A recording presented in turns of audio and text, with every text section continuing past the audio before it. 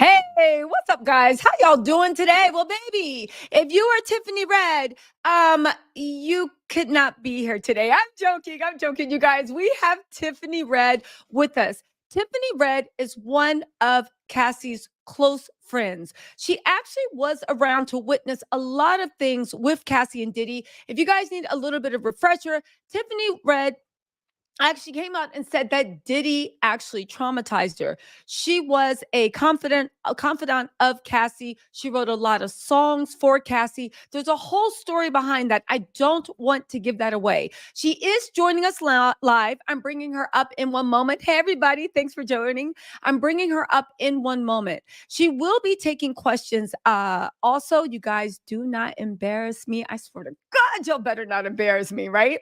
She will be taking questions, but the thing that we need to get our heads around is the fact that she actually witnessed Diddy's and Cassie's relationships in real time. And unlike a lot of people that have their own opinions of what happened between Diddy and Cassie's relationship, this is coming directly from a woman, coming from a close friend, and also coming from someone in the industry, not from they were an employee, not that they were a friend of Diddy, but they were actually one of Diddy's peers. They were one of Diddy's songwriters. If you guys don't know, Tiffany Red is an accomplished songwriter in her own right. So she gives it to us from perspective that I think has been overlooked in the media. You are an industry veteran. You are respected in the industry. Not only that, you were a close friend to Cassie. You also worked for and with Diddy, and she witnessed some of the most, in my opinion, horrific things. So she's coming to us to give us her perspective, to share what she can. And yes, we'll be taking questions from the live as we go on, but I really do want to get her perspective on the channel. All right, guys. So with no further ado, let's bring up Tiffany Red and let's get right to it. Now, you guys, we'll take questions. Be respectful. I know you guys are, but you know I'm going to jump right into it. So let's get into this. One second. Hi, Tiffany. Thank you so much for joining us. Hey, This is the beautiful Tiffany Red. I can't get over how gorgeous she is. I love the thank red, you. love the look. It's working. Thank you Thank you. for joining us. Now, listen, I have to dive right into it, okay? You went live on Instagram, I think about a day ago, where you actually gave some information that a lot of people, even myself, had worked overlooked. If you guys don't know, there was a segment in Cassie's lawsuit where they talk about a friend being held over a balcony. A lot of people assumed that was Wale because there was a funny story going around where some people that were in the studio with Wale accused him of being hung out on the balcony.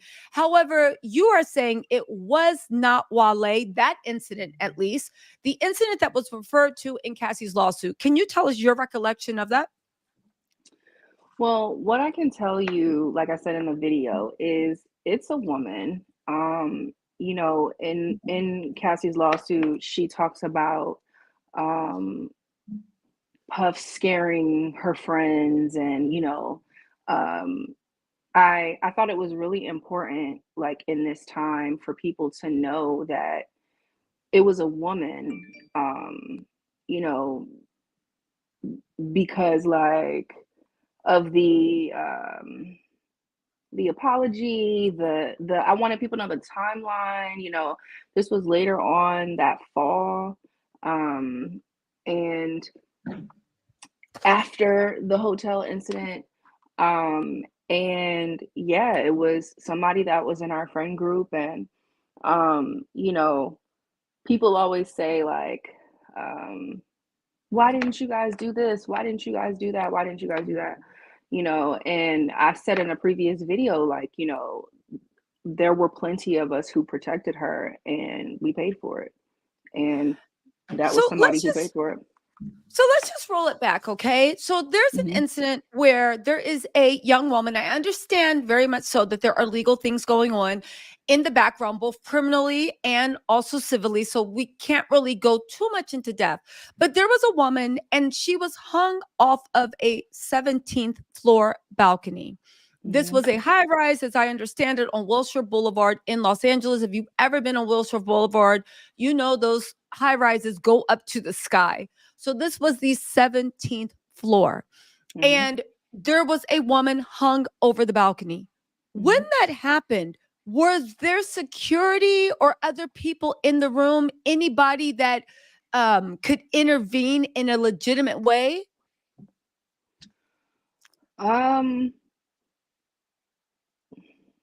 No. And when you say no, there was nobody in the room, security, or nobody that was willing to There was no intervene? there was no Okay. security. And Okay. and like I'm trying to figure out how to like Well, how about this? there was What? no security, and I mean it was intervened. It was intervened. It was intervened. Okay, I understand we're talking about this. Why don't we talk about the things we can talk about? What what was the feeling in the room when that was happening? How do you remember people reacting to it? Was it pandemonium? Did you think the person was going to fall? What were your thoughts and recollections on that? Well, so my thoughts on the situation happening. So I just want to be clear. I didn't witness it. I didn't Okay. see it. Cassie talked to me about it, and so did the person that it happened to, and Okay. people in our friend group.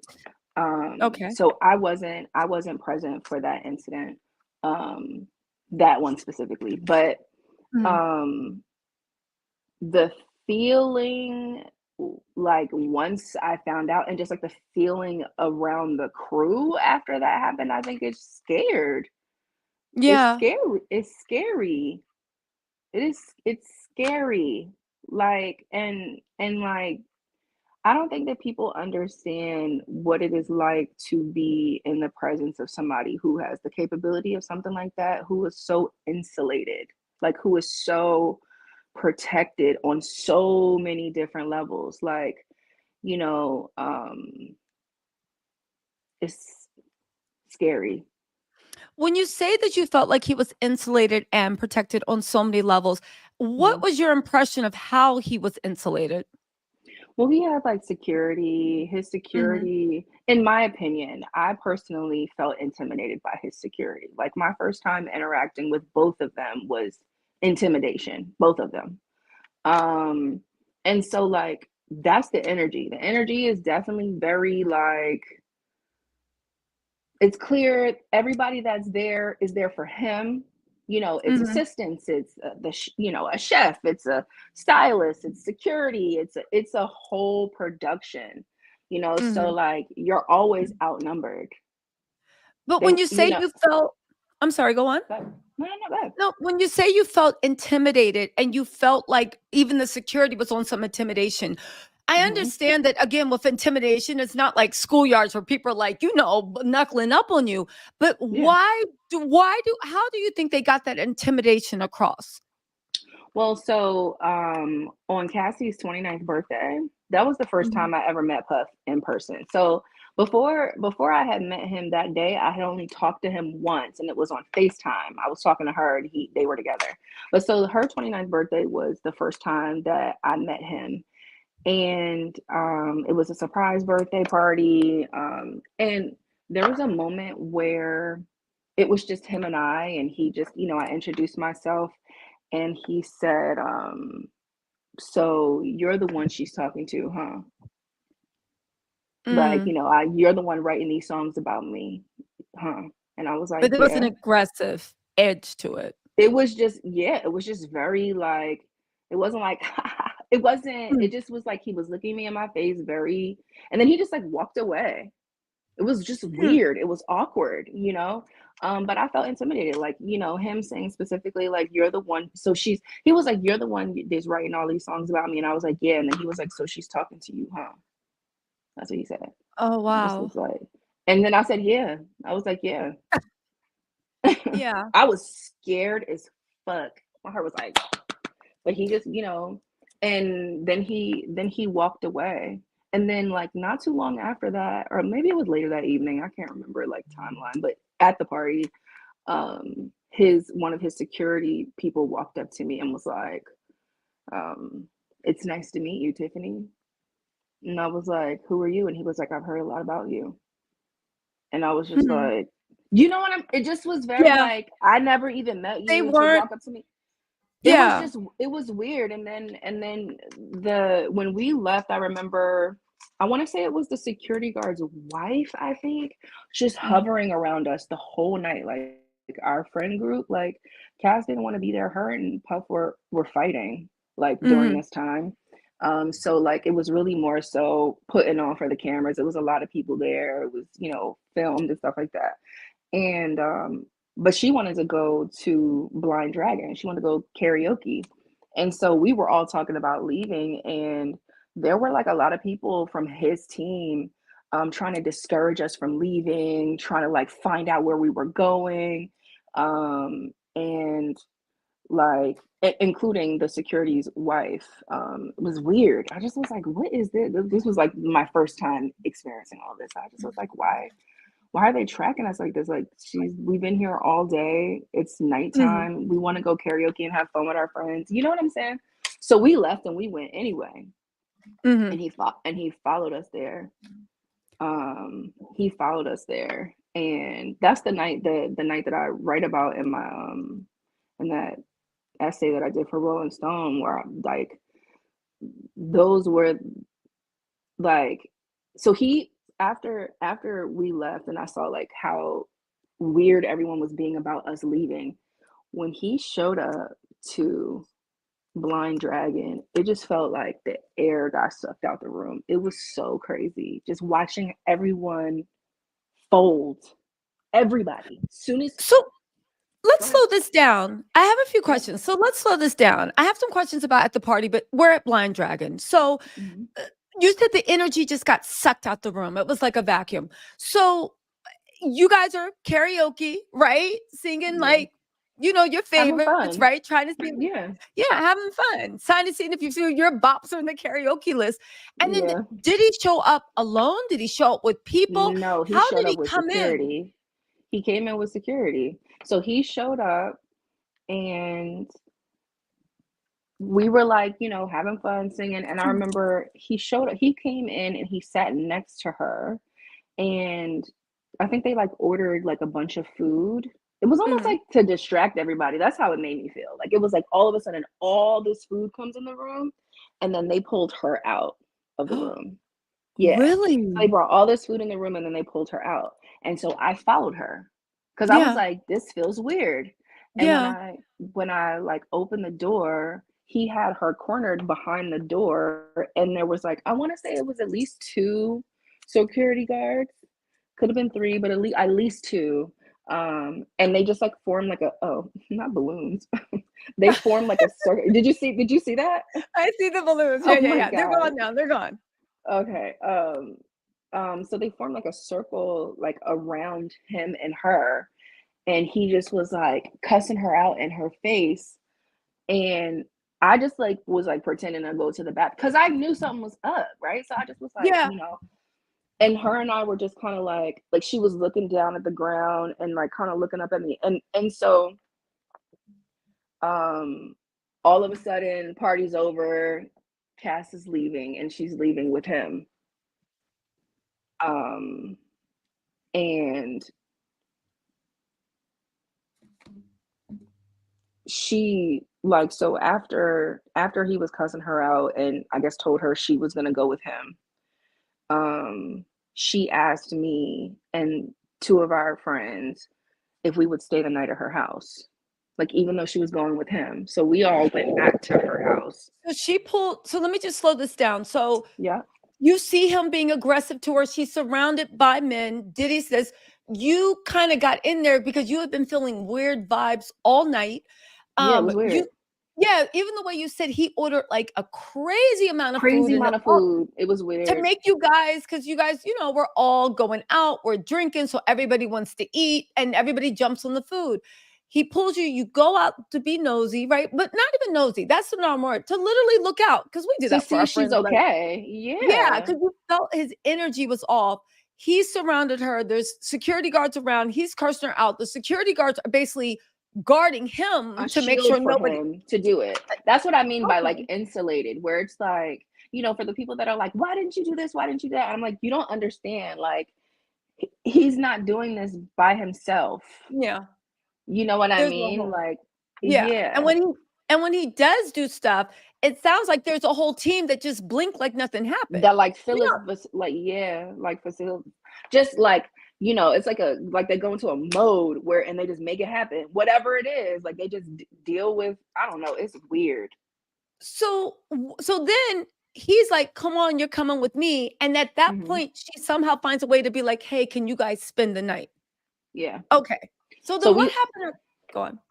So then we all go back to her house. I can't remember whether or not she rode with him. I want to say she rode with him, but I can't remember because we all took like those like big like Cadillac or Escalade trucks or whatever, black Yeah. cars. So we took a Yeah. car from her house to the event, and then we took the truck to Blind Dragon. And I think she went with him, and he dropped her off at the house to like grab some things from her house. So she was like Okay. packing a bag. And so when we got in the house, she just kept saying, I don't want to go. I don't want to go with him. I don't want to go with him. And I'm like, well, girl, like, if you don't want to go with him, like, why are you going to go with him? And then there was one person that was there, and they were like, she always goes. And I just was like, have you ever felt like, what is going on? I don't know what's happening, but something's happening. Yeah. That's what it felt like. Like, it felt like I just felt like I was in the Twilight Zone. Like, he's packing the bag, he's cussing her out in her face. Like, I knew already, like, I already knew by that time that something was going on. I had never seen him get physical with her, but I had definitely heard him like cuss her out real bad. Okay. Like, so I felt like, and I mean, So unfortunately, you thought, go on. I'm yeah, sorry. like Cassie is not my first friend that is a survivor of DV. And so Okay. unfortunately, this ain't my first rodeo. So I just was Mhm. like, bells is going off, like, this is weird. And so yeah, she just kept saying, I don't want to go, I don't want to go, I don't want to go, I don't want to go, I don't want to Her go. And tone, then her tone when she kept saying, "I don't want to go." Because I'm trying to be there in the room. Was it more like, "Girl, I don't want to go," or was it something no, like, it was like she seemed uncomfortable. And yeah, that's why I was like, girl, if you don't want to go, don't go. yeah, She seemed scared. She seemed like she didn't have a choice, is what it seemed like. Like, it was like there's no such thing as like I don't go, and I didn't mhm, know where she was going. I didn't know what was going on yet. Um, mm. and so he pops up at the door. You How much ready? time do you think elapsed between when he dropped her off for her to get packed and him popping up on her? I don't know, maybe 20 minutes. And was Not he long. popping up like, "Hurry up," or popping up to take the To temperature of come the get room where her. you got. No, he Okay, was popping alright, up to come get her and leave. okay. Yeah. He was popping up to come get her and leave. And so he popped up, came and got her. They left. And I just was like, that's weird. And you know what I noticed? Like, so Mm, this was like at that point, me and Cassie had been friends for like about a year. Me and her met each other and got cool in 2015 when we started working. And like, so, I had been around her for a while, but I had never been in a circumstance like that. Like I said, this was literally the first time I met Puff in person, this day. And at the so party. yes, like this Okay, whole night is for my okay. first interaction with him in person. Where the other people that were there, that was not their first time interacting with him. And just being around it in general. And so I almost felt like, am I tripping? That was the friend I was the friend that Mhm. was like, they said that I always look like I had a question mark on my head. Tiffany You always were like like, to, they were like, get her ass out of here. They did not like me because I was like, that seems weird. You know what I mm, mean? Or yeah, like I can't explain why the hair on my arms are standing up, but they are. mhm, Um, yeah. But so he comes and he gets her, and one of the people that was there who said she always goes, they were like, they'll be back. Watch, they'll be back tonight. And I was like, what? And he was like, watch. I said he. And so go to bed. I was sleeping in Cassie's room. I was in her bed, sleep. Mm-hmm. I was sleep in her bed. One of the other friends was sleep on the couch, and the other friend was sleeping in the room with me. Mm-hmm. So it's a And 1-bedroom apartment. it was a 2-bedroom. Okay, gotcha. The second bedroom is a closet. Gotcha. Okay. That they turned to a closet, yeah. And so all of a sudden, I'm woken up to like screaming, singing, and hearing him screaming, "Emotional singing bitch." He's just What? screaming, "Emotional singing bitch, emotional singing bitch." And so I get up and we go into the living room, and he's like, "Emotional singing bitch, there you are," looking at me, and I'm like, "Oh, he's talking to me." Woke up and was like, me? Excuse me. But What here's is the going question. on? When you say he's screaming, is he screaming like the Screaming, neighbors might have heard him? Like he's screaming, okay. yes, Okay. screaming Okay. loud, So this wasn't any yes. like emotional. It's not like he was trying to bring the party He back. wasn't like, He was "Hey," no, yeah, no. He was nah. He was cussing okay. us out. Okay. Emotional singing bitch, because he like, so he was screaming. First of all, so they come in. This is my first time ever seeing Cassie inebriated like this. I had never seen her said she was like sedated. It was like she was like there, but she wasn't there. Like, Yeah. you know what I'm saying? Like she just was Was kind of like in she the was she she just was like, responsive? no, she just was like, she was awake, but she just Yeah, was yeah. kind of like a zombie. Is Yeah. what she just was like a zombie. And he was screaming at me and the other two friends, but me specifically because I'm emotional singing bitch, right? Emotional singing bitch. Tell your girl she wants some birthday D. And he said the word. Tell your Yeah. girl she wants some birthday D. I flew all the way from Miami. I threw this party for her. She gonna get this D. And I'm like, yo, she doesn't have to have sex with you if she doesn't want to, Puff. She gonna get Yeah. this D. She gonna get this D. And I remember saying something to him about his eyes. I was like, "What were y'all doing? Your eyes look nuts." Like Yeah. his pupils were like, "Oh, we were just drinking." I'm like, "She doesn't look drunk." This is why when people be like, "What did you do? You didn't do shit." It be pissing me off because literally in that moment, the first time I saw him do something, I said something in that moment, stood up and Yeah. was like, "No, Yeah. she doesn't have to do that with you. No, Yeah. no."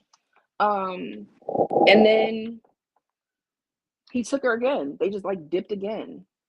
And I remember his house, the house that got raided in LA, Okay. her place was just right at the bottom of the hill from Mhm. his house. So he used to take a golf cart from his house and drive it down the hill to hers. Okay. So they had driven from the golf cart down to back to her house. So when they left, we looked over the balcony. So her balcony overlooked where like the car where you would pull up. So like where valet is at. So it's kind of like the back of the building. Like, yeah, it's the back of the building. So when you look down, you can see where valet is. You can see where people pulled up. So we could see the golf cart. So we Yeah. see him and her get on a golf cart. They pull off, drive onto Wilshire on this girl. In a golf cart in the We middle of were the st- night? yes, on a golf cart, middle of the night. I want to say she was in like a robe or some kind. It was so crazy. I remember one of the people that we were with calling his team like, yo, like it was like a movie, like, yo, they're on Wilshire. I was like, they're Yeah. gonna get arrested, they're gonna die. This is what is going on. It was So fucking so for those crazy. of you guys that don't know, if you're not from LA, Wilshire Boulevard is not a little side street. It is a No, huge it's a it's main artery. It's a main artery. It's basically like a little highway that's running through, and you Yes. usually take Wilshire to get everywhere in Los Angeles. So to Yes. be inebriated, looking like you zoning, eyes bugged out in the middle of the night on a golf cart is very, very. And people be drag racing on Wilshire too sometimes too. So there's also that. It's just not. I was just like, oh my God, they're gonna go to jail. Like that's what I just Yeah. kept thinking. Oh my girl's gonna go to jail. You know what I mean? My girl gonna go to jail. My girl Yeah. gonna go to jail. Like and that was my first time meeting Puff. So let's go back to, because I feel you too. I've seen a lot of idiots being like, "Oh, how come her friends didn't do something?" I'm like, okay, first y'all wanted Cassie to be Wonder Woman, and It's like Diddy had a he whole team of did. people. Yeah, and then the friends, of course you try, but see, that's the thing about when people need to educate themselves about abuse.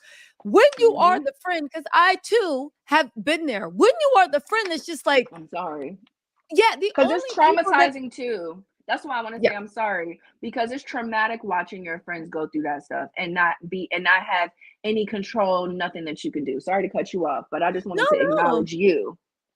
Yeah, but no, thank you. But it's like, I just want to explain to people, even the cycle of abuse, which is why I say your friends going through it, leave the light on. Let them know no matter what happens, there will always be space, because these people, will isolate you. And they only let the friends stay around that look the other way when they get handsy with them. I was not that friend. I want to be clear. I was not that friend. I was the friend that got pushed out because I was like, what is going on? I was not the friend that didn't say anything. And so because of that, like it was on again, off again, on again, off again when it came to her and I, because I wasn't acting like I didn't see anything. I wasn't. I was asking questions. I was asking, are you okay? Yeah. Let me go back to the first time that you met Diddy that night. So all this happened in the same night. It was like a bad movie that wouldn't end. But in the beginning, just to get people give an idea of like the control he exerts, you said that people were hovering around you. How was it hovering? Were they listening? Were they watching? Were they trying to like they just were interject? moving everywhere we went. Everywhere we went, they were just like sitting there listening. You could just tell like it was like handlers. Like so it was like they weren't trying to interact or be friendly. They were just like always, every time y'all went to the bathroom, came back, ordered a drink, you turned around, and there were like the same people just watching and listening. Yeah. And just telling him what it is that we're doing. Oh, they're going here. This is what they said that they're doing. This is what, you know. Also, I want to go back and tell y'all about the first time, like my first time seeing something was wrong, to just give you an idea of the control. So when I want to say so this was in 2015. I want to say this was when Cass was filming Perfect Match. I think it was during filming. One night we went out. Puff was in Miami. We were all in LA, and it was another birthday. So I guess it was her 28th birthday. We went to Ace of Diamonds with a group of friends, had fun, and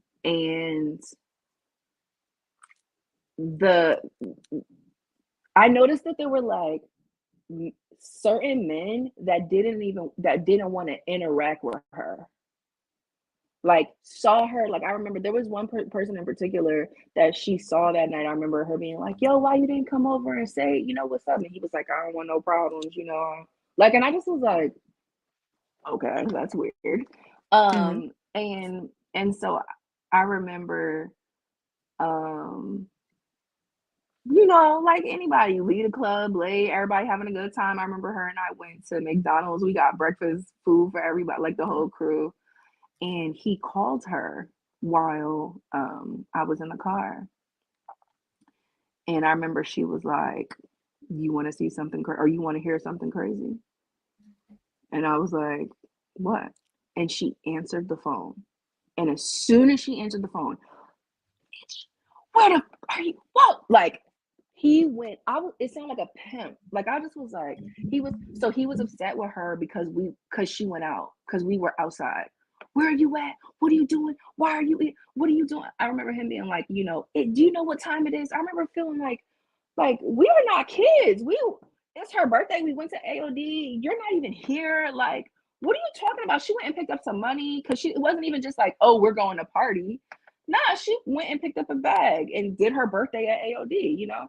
And so it was like, what? And he just, you know, he was spazzing about her being outside. And so she hung up on him. So then he called her.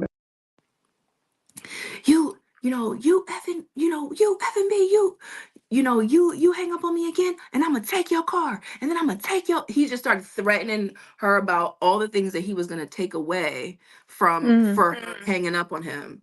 And then he was like, and I know someone's in the car. I know someone's in the car with you. You effing lying. And she was like, no, no one's in the car. I was in the car, sitting in the front seat, listening to him, going crazy. And then when we got back to the house, he called her on FaceTime and made her show him the room. Who all is in the house? Who all is What? there? We were all like, hi, Puff. It was so weird. I remember it was all this McDonald's food. Like, what are y'all do? I remember him being like, what are y'all doing up or something like that. And we were just like, what? Like, I just remember being like, what in the hell is this? What are you talking about? What? It was weird. It was crazy. And I wasn't the only person that was there. I had this conversation with one of my homies the other day about that day. And he just was like, man, like it, that was so weird. Everyone's like, Mm. hi, hey, fucking strange. Excuse my profanity. I'm sorry. No, it's okay. So when you it, he made her do all this stuff. How was Cassie acting when it happened? Was she acting like it was normal? Was she acting embarrassed? Like, how was she acting when this was happening?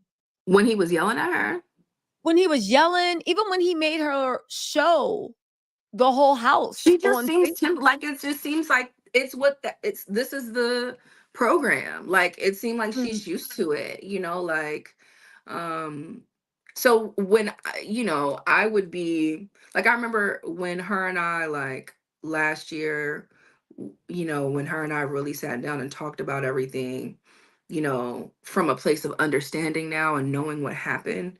um you know, she was like, you would be the person that would always just like look at me weird, that would make me feel like, so this isn't okay, right? Like I'm not tripping. And I'm like, no, this is weird. This is weird. And like I said, at this point, this was before I knew that he was being like before first of all, this whole time I never knew about the freak offs. I didn't know about the any of that. I knew that he was physically violent with her. That's what I knew. Okay. But after all of this, like, when her and I sat down in October of last year and just really, she just told me everything, like, yo, so this is why he called you emotional singing bee that night. That night was a freak off. Tell us about that. That's why she didn't want to go. She told me, she was like, I didn't want to go because he was trying to take me to a freak off. And he took her to a freak off that night. And and then she told me, she was like, and the reason why he called you emotional singing bee was because we were listening to the new music during the thing Oh, the new music with that that you I had was written for writing Cassie her. Hmm. during it. And that's why, and he kept you So in that's his why he kept, mind? I guess. So I guess that's why when he came back in the room to be like, tell your girl she wants some birthday D, he was talking about the freak off. And I mean, I don't know why. I don't know. I don't know if it was like subconscious. So it's like, oh, because he knew I was at the house. So, Yeah, but he don't got no respect for me. He probably didn't even remember my name at that point. You know what I yeah, mean? Just, what's that yeah, girl's name? Emotional singing bee. Tell yeah. your girl, tell her I want this from her. What else did Cassie share? So there was the violence was known. Do you think that the violence? Do you think that you were the first person to notice, or do you think you were the last person to find out about the violence? Whereas just your impression that the team around him, the people around him, the people he let around Cassie, they Mhm. kind of knew that the situation was very volatile. I don't I think that when it comes to the people on her side, because it's like it's like two sides. So like there's the friends that are friends with Cassie that know him because of her. And then there are the people Okay. who are friends with Cassie who are friends with him. And are Gotcha. so it's like two separate, it's like two separate friend groups. And Mm, so I don't know personally, I don't know what everyone knew. mm, But I also know that you know, she wasn't the only person being abused in the situation. It's just what do you like mean? our friend being hung from the balcony, like she was not the only person that was um traumatized, that was like in the thing. And so I think that I don't even know how people were perceiving it because they were inside of the thing too. You get what I'm saying? Like, Gotcha. you Got you. know, You were in like upside down land. Yeah. yeah, like I don't know. I don't like where like for me, right? Like I got pushed in and out because every time I came in, I was like weird. Then I'm going weird. Then I come back Yeah. in. You know what I mean? Yeah. Um, and so like it was just like, oh, get her out of here. She doesn't do drugs. She doesn't do this. She doesn't do that. She keep, um, Ah, he yeah, because couldn't I didn't seduce you into it, no, right? no, right. Because it was like I didn't do any of that. And so, like I said, like they said, I would always look like the friend with the question mark on my head. Like I just was always like, I could see things a little bit clearer, but I wasn't sure what was going on because there was another layer. Like if you did drugs, there was things that you saw and were around. Like there's things I wasn't around because I didn't use. You know what I'm Mhm. saying?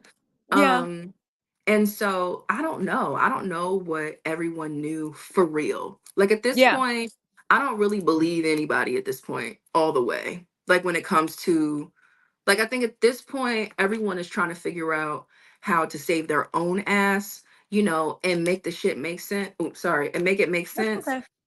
Yeah. Um, and so I don't know what who saw what and what and like I don't know. I really don't know. But I do know that like the people that I do know who knew she was being hurt, everybody I knew personally that knew she was being hurt was there to support her and helped her. Everybody. Mm, There is not one friend um like that's behind the scenes that wasn't um supportive of her.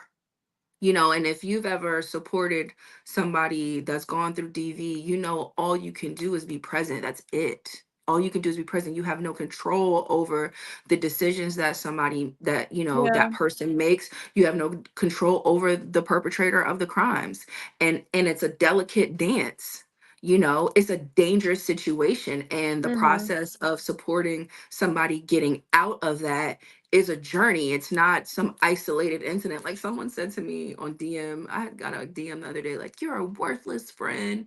You should have just snatched her phone and threw it in the ocean. I was like, this is not even a real, throw it in the ocean. Like, that's not real. What world do you Girl, live in? What it's world but are you living in? it takes just to interject really quick. You Seven. guys, Yep, there for we you, go. yeah, for those who don't know, it takes at least 7 or 8 times of the worst incidents of the person hitting rock bottom before they're ready to walk away. If it was that easy to be like, girl, love yourself and hide their phone, there would be no DV. By the time somebody has hit you, they have broken your self esteem, they have gotten into your head. Most victims actually think they deserve it. So by the time that they hit, this is normalized. It's almost like talking to an abused child. And then to tell a child, that's it. You ain't never seen your mom or dad again. You see the best in them. Okay, fine, they didn't do this. Fine, they didn't do that. But sometimes we laugh, sometimes we joke. It's so complicated. And for people, and I think when people do that, it's a way of roundabout victim blaming because we don't know how to help you. So why didn't you help yourself? It's more, abuse is a very complicated thing, and definitely physical abuse, they've gotten into your head. So we need to stop that Can chatter I about can, why. Go on.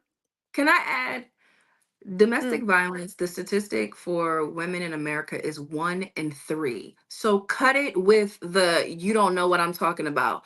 All y'all know what I'm talking about. And if there's 1 in 3 women, then there's 1 in 3 women or men beating on these women. So stop it. mhm, Stop it. Like I know so many abusive men.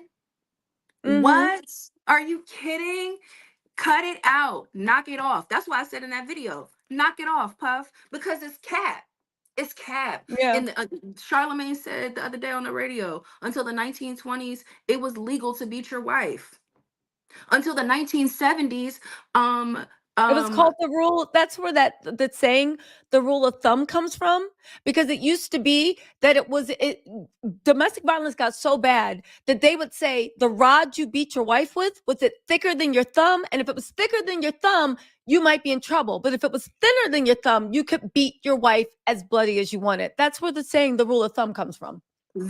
their tank tops were called wife beaters. Yeah, You get what I'm saying? It's yeah, so common. And so for all of these people clutching their pearls, like they never did the same thing that he did to her, or worse, in that video that they just saw, yeah, is bull. And I think that, like, anybody who has supported somebody through domestic violence, or anything like this, or just an abusive relationship in general, you mm, know that it's a long game. And that also, the mm, reality is some of these people be threatening these women. And so it's not just, if someone's already assaulted you and done all these terrible things to you, and they tell you that they're going to take your life, you believe them. It makes me think, I have a girlfriend who went through a really bad domestic violence situation and DV situation, and by the time she left, she was running for her life, because she was mm, afraid for her life. She was yeah, afraid for her kids' lives. She was afraid for, you know what I mean? It's like, I had an abusive ex when I was younger, and I remember when I left, he started popping up everywhere I was at. I'm not gonna let you leave. You know what yeah, I'm saying? And so it's like these expectations for people that are just like, why didn't you do this? Why didn't you do that? The same reason you did. The same reason that you, like Amanda still said, the same reason why you still working at that job with that crappy boss that's treating you like crap. The same reasons, because you have to protect yourself, you have to protect your family, you have to pay your bills, you have to. And then when you're going after yeah, somebody that's powerful, like Puff, you're going against his influence, his fame, his political ties, his street ties. Like, all these people that are like, why didn't you? We wasn't like, we in LA. What are you talking yeah. about? Like, I'm not stupid. Y'all saw what Lil Rod alleges about, you know, Gee, and and and so and the it LAPD and all of that. And so it just is like, um, what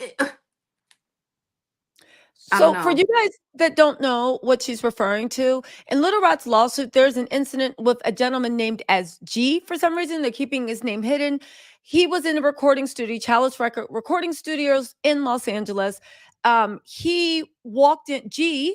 Was in a bathroom with Justin and with Diddy. Little Rod says he heard gunshots. He walked in. Diddy and Justin left. He walked into the room. This guy was bleeding out. The police was called, right? All this stuff happened. He said that the LAPD did not really investigate. They lied about what was going on. And after that, it was covered up. Now, the odd thing is, I did my own little research on that, okay? And nobody really knows what happened except for the people there. But Hmm. anytime there is a shooting, especially suspected gang related, and there is a celebrity involved instead of a rapper, it is splashed all over. If you even Google It was shooting, nowhere. yeah, it was. I found one on like the local Fox channel thing, and it was just a little blurb. There was a shooting, police are investigating, and it was nowhere. So it leads me to believe that, yeah, he had the media on lock. We see right now with TMZ, he has it on lock. Diddy is connected. So, to your point, You And know, then also go the on. thing is you can't tell somebody's story for them. Like Mhm. from the like I went back and I read some of my like old journals from this time. And so for those of you that don't know, I managed Cassie in 2019, and I helped get her out of her her bad boy record contract. Mhm. Um and um You helped her get out her and contract. Okay. I lost my train of thought. What were we just talking about before that? You were saying something about G. Um, Oh, the way he was connected, the way they didn't even really investigate it and everything could be covered up. So Diddy is heavily connected to the streets. At least that's what the streets are saying. That dang, he's heavily connected to them. I can't remember why I was saying that. But I mean, I'll tell y'all that. I'll tell y'all that story though. Tell me, you got her out of her contract. Yeah, well, it wasn't just me. It was me, a partner of mine at the time, um, and oh, I was saying I went back and read my journals. So around this time when we were trying to get her out of her deal, I went back and I read my journal, and it was all about how afraid I was to take this on. I was afraid to manage her. I was afraid to go through the process of trying to help her get out of her deal. I was afraid of how it was going to impact my life, how it was going to impact my career, but I knew it was the right thing to do. And so, I did it, and and and as a unit, we were successful. But I was talking about how it back then, like how I'm like, man, if Cassie ever told the world about this, it would change everything. And I remember when she left and she was fighting to get out of her deal. And I was always the friend that was with I was always like, you need to, you know what I mean? Yeah. And she was like, nah, I just want to get away. Like, and people don't understand, like, processing trauma and healing from trauma, understanding trauma is a process, right? So, like, she left, she got out of her deal, and, and during that time, that was when Gina had came forward, Gina Huynh. She had come forward on Tasha K. And Okay, so Gina. yeah, that was like around that time. And yeah, she was always like, no, I don't want to do this. And so I could never, like, for the people that are like, why didn't you say anything then? Why didn't you this, that, and the third? I'm like, first of all, if I would have said something then, y'all know y'all wouldn't have believed me, first of all. Mm. So stop with the cap. You didn't believe her when she came Mhm. forward. So stop. But Mm. why didn't you say anything then? Because she didn't say anything, because she wasn't ready. She told me Yeah. no. I have been told her, like, yo, but until she was ready, and like going back to the supporting people that go through DV, it's like you cannot make someone do something they are not ready for. And I'm proud of her for waiting until she was ready, because look at what we're dealing with. This is a heavy lift. And Mhm. this is people's real life. She is a real person. I am a real person. Puff is a real person. People, these Mhm. are human beings, and like, this is hard stuff. Can you imagine what she feels like turning on the news and her assault is all over TV? Her Yeah. family, her husband, her kids. I can't, Yeah. like, and then as a friend, as somebody who loves her, watching somebody you love, like, it's like, while the world is like sensationalizing it and doing all their think pieces on it. And, I saw somebody, why did she take the stairs? It just so ignorant. Like, it just is like, you can't imagine if that was your friend, if that was your daughter, if that was your wife, your mom, and you were watching that happen to her, you wouldn't. These are not the things that would be coming out of your mouth. It wouldn't. And this expectation for you to know everything to do in that moment is Mhm. bull. That's not Mm. you. Survival kicks in, fight or flight kicks in. The girl didn't have no shoes on. Yeah. You know what I And that mean? was in the middle of a freak off. That was Huh? in the middle of a freak Exactly. that was in the middle of a freak off. They'd had a freak Yes. off. He had punched her in her face. The court documents say that during the freak off, and Cassie said the freak offs didn't just last an hour or two. They were days long experiences. In the middle of a freak off, he punched her in her face. Then little while later, he kind of dozed off. That's why he got socks on, right? He kind of dozed off. She then was like, I'm out. Again, you got to hit rock bottom 7 or 8 times. She grabbed what she could. She even grabbed her shoes and she ran out there. He woke up, heard her leaving. She was literally racing to the elevator, hoping something would happen. And we saw what happened. The elevator didn't come in time. If that elevator had come in time, who knows what would have happened. Can you So, yeah, believe can you believe that there are people that would take money to hide something like that? That like I that take do. I that think, just is listen, so the one thing that I do agree about is I think this happens and it's very widespread in places where there are entertainment, money, and in the entertainment industry, whether it be acting, whether it be music, it seems like that's almost a perk, a beneficial Mhm. perk of being in the in crowd. So I do think that they probably see stuff like that happen all the time. But to the point of people saying, oh, that happens all the time, that doesn't diminish one person's pain. It means hold everybody else accountable. Really quick, Jacqueline Carlson, thank you so much for the super chat. She said, generous super chat. Thank you, Jacqueline. She said, thank you, Tiffany. We are coming up to speak your truth. You're courageous and thank you for standing by Cassie. Unfortunately, Diddy had all these henchmen around him that did Yep. whatever he needed to be done. Unfortunately, Diddy had all of them around him. Okay. And they did do what needed to be done. Did you ever see even more evidence of that? Or was it kind of just like that intimidation when you see people coming in squad deep and you're just like, oh my God, what do we do? Sorry. No problem. Sorry, somebody was calling me. Hold on, let me put my phone on do It's not okay. disturb. Go Sorry. ahead and do what you There need you to do. go. We'll read some. So, what do you say to Jacqueline about No, no, no, I'm having here. Go his ahead. henchmen? So, what do you feel about Jacqueline? What she says about Diddy having his henchmen and henchwomen around him? hmm I mean, yeah, those were the people that I saw that night of the Blind Dragon that, form the circle around her so that he could do what he did. I mean, that's why like when I say what did you expect us to do, like it's a lot of people. We're outnumbered. We're outnumbered and we're out resourced, if that's even a thing. So yeah, you're absolutely right. Definitely. Also, I have a quick question. So Mhm. Jamie had a question where she says, what do you feel about where we are now in the world? Do you think if the climate was different back then that Cassie would have done more publicly or you could have done more publicly even as a friend? Or would you still have waited until she was ready to face the music? I would have always waited until she was Yeah. ready. Like I don't think that it's anyone's place to publicly tell somebody else's story. I also do not believe that if I would have went to the police, I would have been believed. I think I would have just put her in more danger. Um and I think as far as the climate, the thing is like Cassie has never been the kind of person that's like sitting down, doing interviews, doing all of that. And I don't know if that's because of the controlling situation.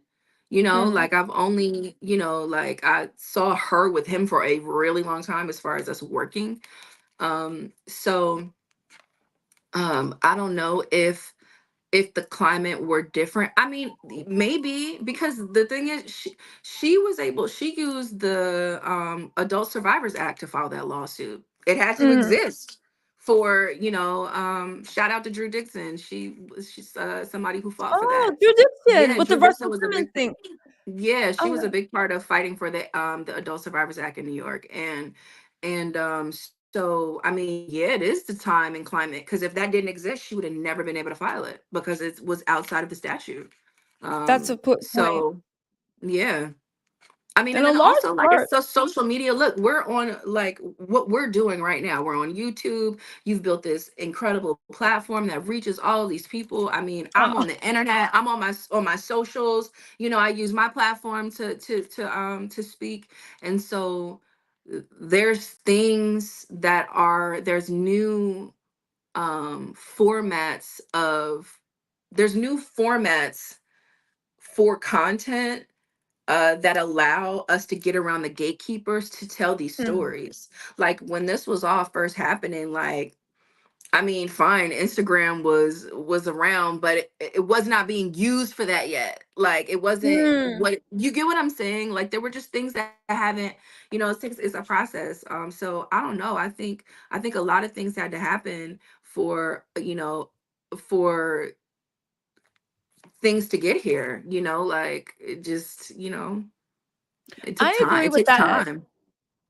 Yeah, I agree with that. I've heard a lot of people, even with the Diddy thing, being a little bit cynical and being like, oh my God, you think he'd be here if the powers that be didn't want to happen? And I said, maybe 20 years ago, where the only way to get your story out was on CNN or Dateline, or Yeah. when Rihanna with the Chris Brown had to go on Yeah. Diane tour or whatever. But now, Yeah. I don't think that, to Tiffany's point, I think that there are so many ways to get a story out if you wanted to, that the gatekeepers are actually freaking out because they don't have the same control. I Really mean, quick. look at Puff. He apologized on Instagram. He didn't go sit down with Diane Sawyer. He didn't need to. You don't have to Mhm, anymore, you know? mm, Which makes you, I think, also creates a space where you feel safer. Because the other thing is that I don't think a lot of people understand when people are saying, like, why now? Why are y'all coming out now? People that call me a clout chaser and call other people clout. The thing is the light is our protection. You know who we are now. mhm. Before, if I would have come forward and something happened to me, you would have never knew because you didn't know who I was. You didn't know who these people were that are suing and this, that, and the third. And so it's like the light being on this is the protection. It is the safety that makes people feel a little bit more confident. How many lawsuits have been filed that makes the next lawsuit, the next person filing a lawsuit, feel a little bit more safe because you know what he's capable of, you know? Yeah. Okay, what were we about to say? No, no, no. I know what you're capable of. I do want to say that I 100% believe you, and the light is out. And like you said, 10, 20 years ago, like you said, it could have been like, Tiffany, who you walking home. This is a man that literally, and Kid Cudi agreed, blew up his car because Kid Cudi was trying to kick game. He beat up his assistant, according to And y'all Capricorn didn't Clark. know And the about people, that. And y'all didn't know about that. He nope. did that, and for years that has been the worst kept industry secret ever. And the public didn't know about that, and nothing happened. And he's famous. So the people who Yeah. don't have fame and all of that, who don't have the, because also it's resources. You need resources to protect yourself. Like the Hmm. more money you have, the more that you can insulate yourself. And so it just is it's a process. It's a process, man. It's a process. I do want to say this for anybody that is interested in following Tiffany, supporting her initiatives. I just want to, in the middle, really quick, we'll get back to the conversation. This is riveting, but I Yeah. want to highlight the initiatives that Tiffany is actually working on right now. If you're watching this on playback after the live, in the description box, there will be a link to Tiffany's Instagram, the initiative she's working on. You can donate. Also, I know Tiffany don't want it. We'll put her Cash App in just in case, because we need some good music. But there's going to be a lot of initiatives she's working on. Uh, Again, let's get into the initiatives and also her Instagram and her socials if you want to follow her and support, because she's not just doing the talk and saying, oh my God, even though talking is important. If you were just doing that, that'd be great. But you are actually trying to implement a system wide change in an industry that I and many like me deem just rotten to the core. So let's get into some of your initiatives really quickly. Um, that's a lovely Tiffany. I gotta say, you are so pretty, Tiffany. I know. Oh, Half the thank time you're you. speaking, I'm like, pay attention, pay attention. Hold on, let's go. Uh-huh. I have this. So again, and we'll dive back into the conversation, but you guys, really quick, You also pinned a letter in Rolling Stone, like many people said, detailing how you were traumatized, because I think that's why so many people have questionable ties to abuse, because people don't realize it also traumatizes the people that uh also have to witness it. So it's almost like a poison, and you have to be strong to take the abuse, but you also have to be strong to witness this and realize that you can't actually get the person out. So the initiatives that you started, why don't you take us through the 100 percenters? Tell us about that. There'll be links in the description box for anybody that wants to get involved, but tell us about the 100 percenters. Okay, so the 100 Percenters is a nonprofit organization that I founded in 2020 in response to me speaking out. I was speaking out about unfair compensation as a songwriter that went viral back in 2020. And it sparked a movement that sparked an organization that I have been now building and leading for the last 4 years. And we do some excellent work in the music community. We've partnered with Sony Music Publishing and given, and actually Spotify as well, and have given out songwriter stimulus grants. We do song camps. Do protests. I mean, we do all kind of stuff. I would like to say I'd call myself the school newspaper is what the 100 Percenters is. It's a school newspaper. So it's like, if you want to know what's going on in the industry, and like like from our royalties, and like right now songwriters are fighting with Spotify, like you can find out what's going on with that, or the stuff with Puff. I'm really passionate about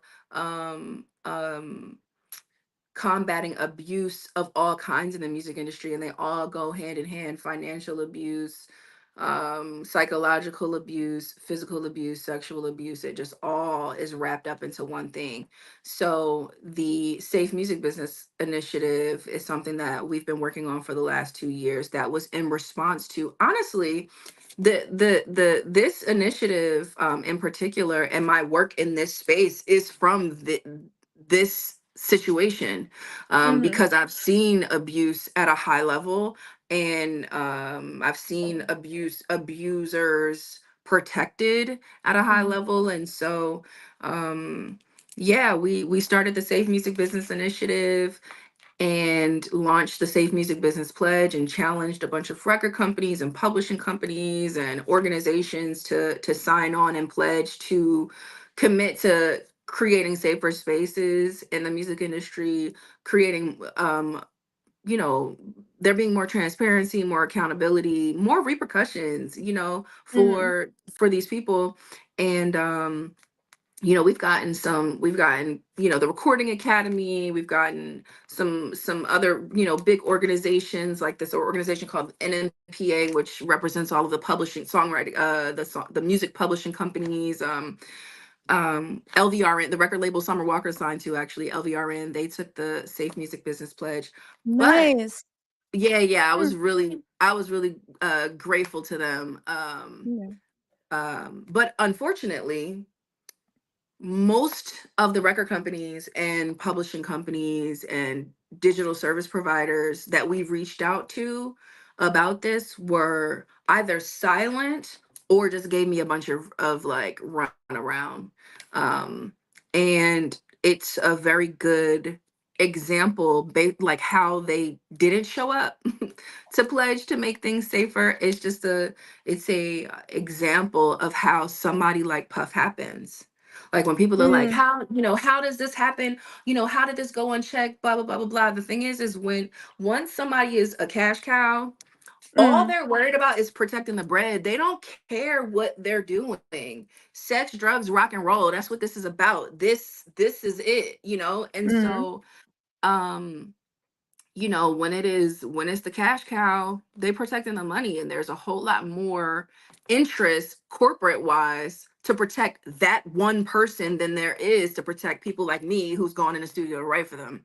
you know Mm-hmm. and so it's a systemic issue, and it is a well-oiled machine. There are a lot of people, Drew Dixon is a great example. A brilliant executive that we lost because of this. Instead of these companies dealing with them, they just got rid of her. And Yeah. there's these companies, they have these they call them slush funds, big old budget just to pay people off so that you Yeah. never hear about it, or so that things get settled, and you never know. It never makes it to the news. It never, and like, if it's not someone like this case specifically with Cassie and Puff is the reason why it goes so crazy is because they are both celebrities. They're both massive. If she was Oh, not good point. massive, you get what I'm saying? Yeah. Like, and so it's like there's so many different pieces that go into it, and there's so many people whose job it is to protect the brand at all costs, because the brand Mm.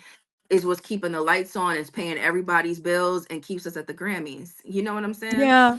And so it is like, to go up against something like this is, it's not simple, which is why the 100%ers, we're focused on the systemic work, um and challenging these companies. We did a safe music business virtual panel. We actually had Tyrone on there. Tyrone Blackburn was on there. A therapist named Sarita Butler, she was on there. An activist Nice. named Alexa Nichols, she was the one of the subjects from Quiet on the Set. She's runs an Yes. organization called Eat Predators. She was on there. I'll Mm. send you the link so you can check it out. Yeah, And I'll we put those in just the talked about, description box for anyone that yeah, wants and to. Go on. yeah, and we just spoke about, like, how do we create safer spaces in the music business? Like, obviously, like, we're spreading the awareness about what's going on, but how do we make it better? And so, I'm working closely with um music companies and Mhm. organizations to, like, develop systems that, like, for instance, there's a system that we're talking about, like, creating like a check-in system Mhm. for writers and producers when they go, like, talk, it's like a publishing company, like, oh, let's create a check-in system for all of our writers, so that when they get to the studio, we know that they're there. When they leave the studio, we know that they're leaving. When they get home, we know that they got home, so that there's some kind of, you know what I'm saying? Just kind of like how they have Of course. with what is it, Lyft or Uber, how you can, like, Yeah. the emergency stuff, and so those are the things that I'm thinking about. Like, how do we create things and systems so that these situations never happen again, and if they do, there's a resource to go to. There's people to go to that aren't inside of the thing, whose job it is to cover it up. Like, for me, I'm a Mm. disruptor. I'm on the outside. My only goal is to evolve the system and make it better. And so, yeah. So I just want to say the links will be in the description box when you watch this on replay. And also, if anybody does want to enter the music system, don't let these demons get you down. Please, I encourage you, if you know someone that wants to enter the music industry, or if it's you yourself, just take a drop, sign up for the Safe Music Business Initiative, get involved, because at least they can give you a path that even then your dreams can come true without you having to not just be compromised, but just get sucked into something that could take years and decades to get out of. Again, there is a way to pursue your dreams. Like you said, if we shine the light. So, congratulations on the Safe Music Initiative. I want to read some of these questions people are asking you, but also there's a few other things um, that you are involved in. Safe Music Business, the Safe Music Business Initiative, I think, is something very, very, very powerful. Also, you work with Rain. Imagine a free world without Oh, blankual I don't work with violence. Rain. I don't work with Rain. Well, okay. Well, we are highlighting Rain. We Okay. Well, support we're still Rain, highlighting. Yeah, but we I support support Rain. Rain. Sorry. Yes. You support Rain. Also, I think it's very important in this conversation. I just want to say this, and Tiffany, of course, wants to say this. Rain, imagine a world free of blankual violence. Together, we can make it happen. Show the world and the people you love that you stand with survivors. There are initiatives, there are things that you can sign to actually get things moving along on the legal. Also, you can also And they have a donate. hotline. They have a Yes. hotline. So if anybody needs it, this hotline, it is the National Blankual Assault Hotline. It is free. Mhm. It is confidential and it is 24/7. It is 800-656-HOPE. You can even chat. If some reason you feel so unsafe that you cannot make phone calls, you can chat with them now. They are available over the phone, they are available on the web. And it is 24/7. It only takes a second. Maybe the seventh or eighth time will be the last time that you have to go through this. So please, also, if you are experiencing this or if somebody you love is experiencing it, please raise awareness. Also, that is for the Blankual Assault Hotline. And let's not forget that a lot of DV does involve blankual assault. Even if these people look like your boyfriends, girlfriends, husbands, wives, it still happens. Also, for the National Domestic Violence Hotline, um, for women and children, it is 1-800-799-SAFE. 1-800-799-SAFE. Please lock those phone numbers in under Pizza Hut, mom, brother, sister, whatever you actually need to do to stay safe. Um, Also, okay, so we got to that. Tiffany, I have a few questions for you. We're going to go to the chat. If you could just stay with us a little bit longer.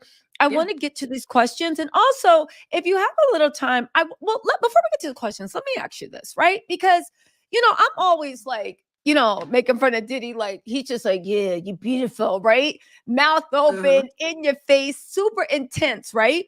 Yeah. But to get that type of sway and pull over people, what did he actually like in real life when you first met him? Not when he was like acting crazy, but do you think he had charisma? Was he charming? Could he turn it on and off? Absolutely. Why don't you Yeah. describe your first impressions of him? Well, so there was like a time when Puff started to get like really excited about my songwriting. I think it was in like 2016, maybe 17, somewhere around there. And he is like love you up. Tisa, you there? Oh, there you are. I'm Can there. you hear Yeah, me? yeah, I'm there. Oh, I can hear you. Yeah. um, yeah, like I remember him Well, hold being on. like, We're "Oh having my God." technical difficulty for some reason. Hold on. Just, it's okay. Listen, we're going to wait for it to. Okay, it's better. Let's go. Let's go. Is it All right. better?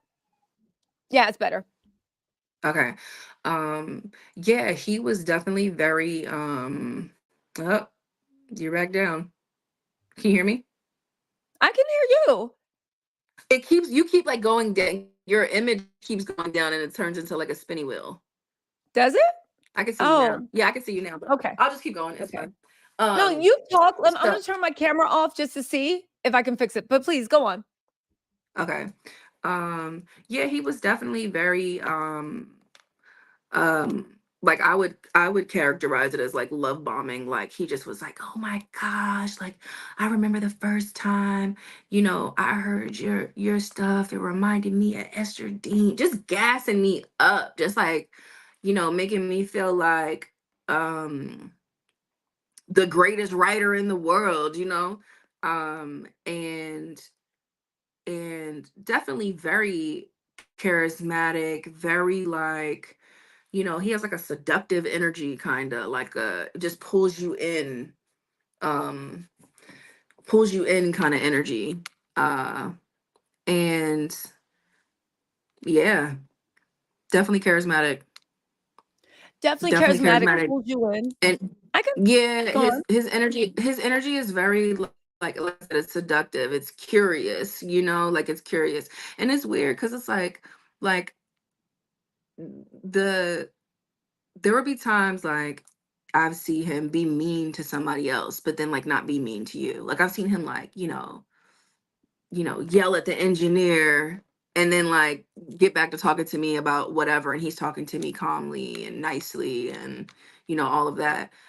So it created that like eggshell, like I don't know if he's gonna flip who he's gonna flip on, but yeah, his like he has a lot of bravado. I mean, like what you see on TV is what he's like in person. Like,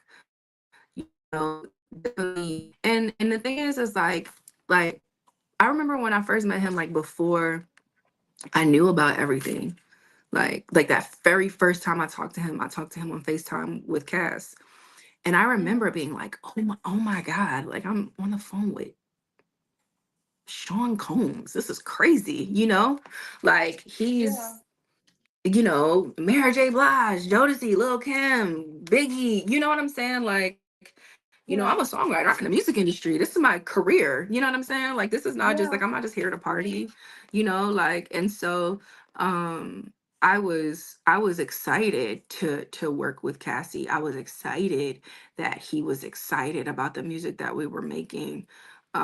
Mm. And he but yeah, just larger than life. Like I remember I went to the Can't Stop Won't Stop party at his house, and like that was the first party I had ever gone. I think I might may no, I think I might have gone to like two parties that he's had.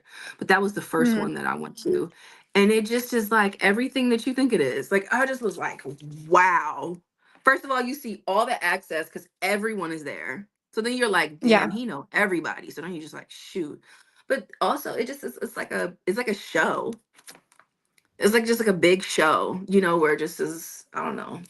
And he comes out and he's in a suit and it's a whole thing, you know. Like he's Yeah. like like Great Gatsby. And you know, I think there would be people that like, you know, just wanted to stop and get a glimpse of him. Like it was like, wow, you know, like who does it this big? So yeah, like definitely charismatic and charming, very charming, and like I said, seductive. He had like a something, some kind. It just was like it pulls you, kind of energy. Really intense. Like when he talks, it talks to you. Like it's like not breaking eye contact. It's like looking you in your face. Like you know what I mean. It's very intense. Yeah. So let me ask you a question though. What was the first and when was the first time you remember him breaking that whole like Gate Gatsby? You know, because again, I get it a little bit. I saw an interview with Diddy with Ellen that's resurfacing.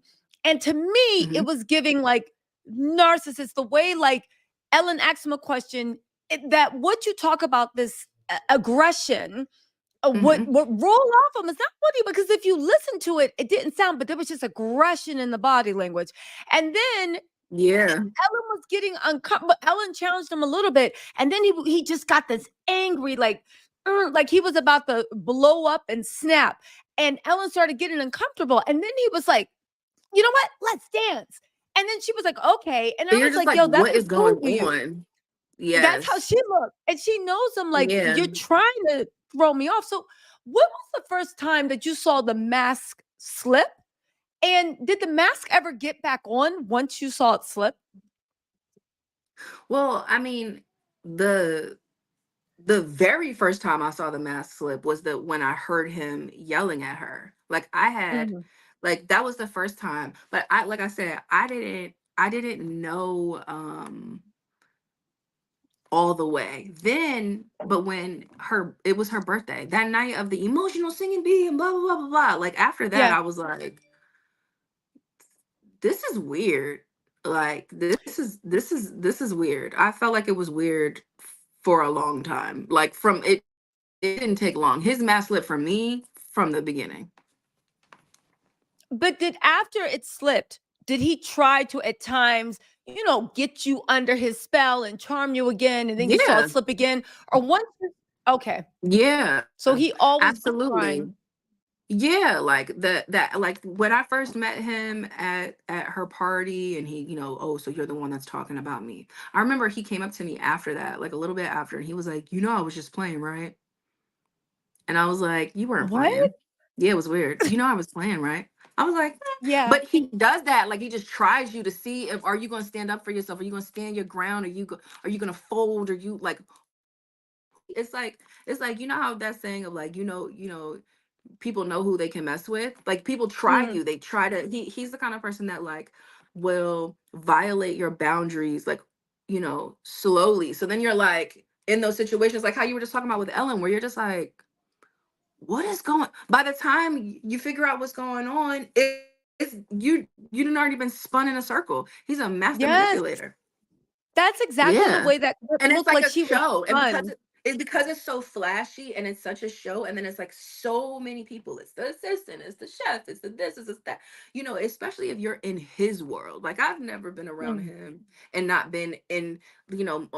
Majority of the times that I've been around him, all the times I've been around him, outside of maybe at one time, I think I've been around him at Chalice before, but all the other times I've been around him have been at his house. So I'm in his world. Hmm, Like whether it was a true. party or whether it was, you know what I mean? I was always with Cass, doing stuff, but like it was never not all of it was grandiose. So it's like you've got this like manipulative thing, this aggressive thing, this grandiose thing, all wrapped up into one thing. It's very, very confusing.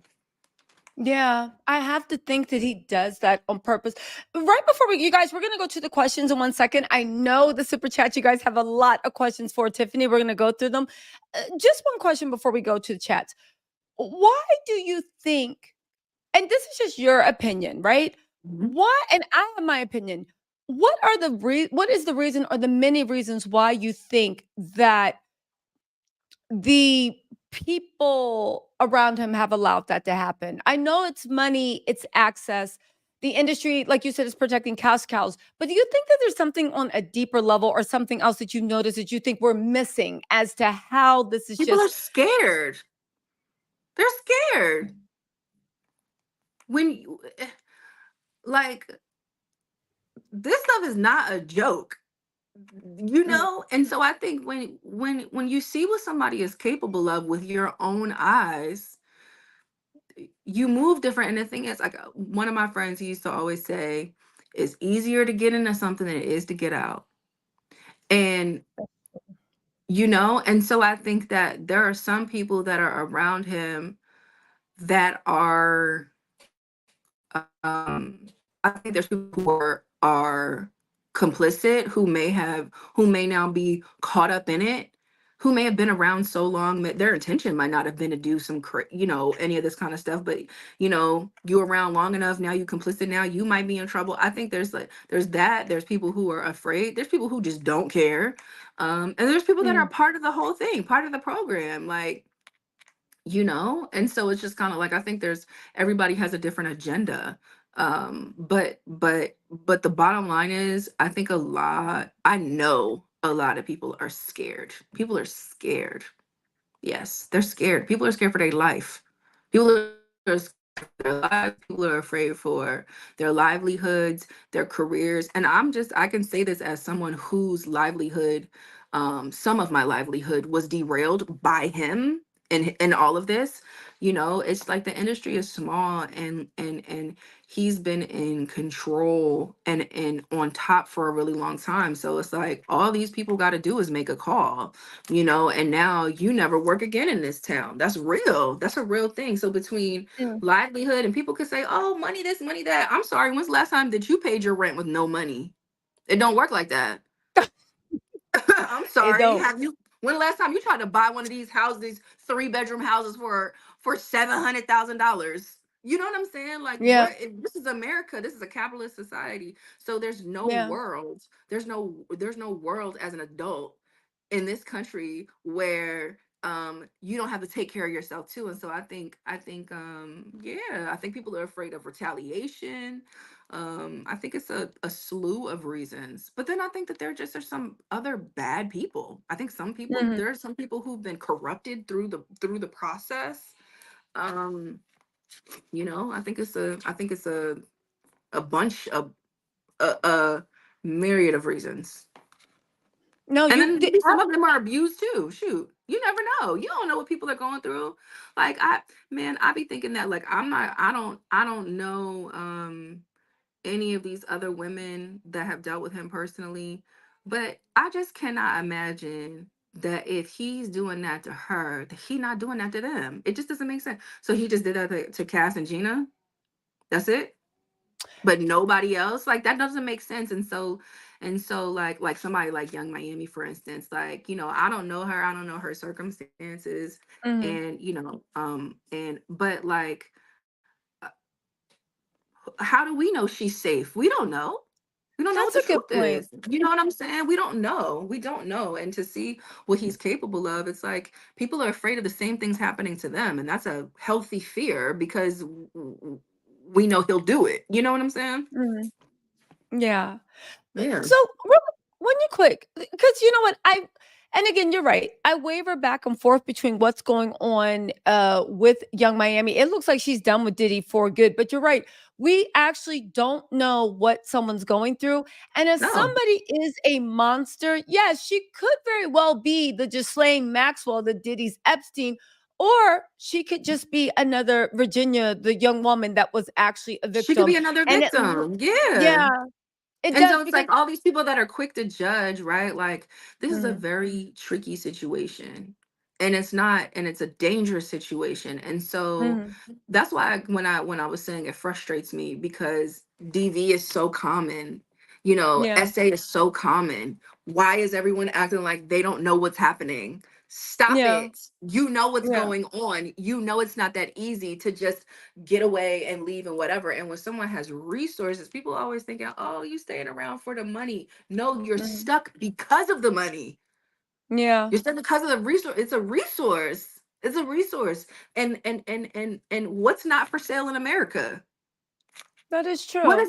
is not for sale? So it just is like we don't you don't know what's going on behind the scenes. All you know is what people are showing you front facing. But like, you know, all these people, I felt for her this whole time, man. Like I'm like, all y'all, you know, attacking her, tearing her down, trying to do all of this stuff. And it's like, focus on him, his Yeah. behavior. Not she didn't do nothing to y'all. Focus on him. You Focus talking about Young on him. Miami? Yeah, yeah, I'm saying she didn't. I'm saying everyone's focused on what No, she's. you're I mean, right about that. I think that for myself, the one thing with Young, because I waver back and forth. minus the The Gina one thing, thing. The Gina thing no, was pretty bad. that's what I mean. When she Yeah, did that thing with Gina, I was like, are you abused? Are you in on this? But you are right. Until the facts come out, but I think it might be everybody, both. Two things exactly. can But be true. yeah. Listen. I'll take it easy on Young Miami moving forward because it wavers. That Gina thing was weird, but you know You what? just You never put it in know. perspective. You It's a never know at the process end of and the it's a day. cycle. It's a Yeah. cycle. And at the end of the day, he is the target. He is the Exactly. one. That's all I'm And the saying. chips will fall out. Let me ask you a Yes. question though. What was your impression of the situation with Gina and Diddy? Because there was a little overlap between Gina and Cassie. Well, when I say overlap, Cassie was on her way out. She was trying to get out. And Gina was like coming in. So there was like a little bit of overlap.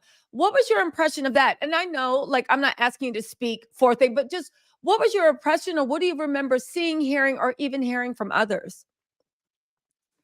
Um, I mean, my impression. I don't really know too much about Gina, honestly. Okay. But um you know, my impression was just she just was somebody else that was just caught up in the thing. You know, when she came forward in 2000 and 2019, Mm-hmm. like listening to her, you know, I it's crazy because actually I watched that interview with Cass. Me and her watched it together.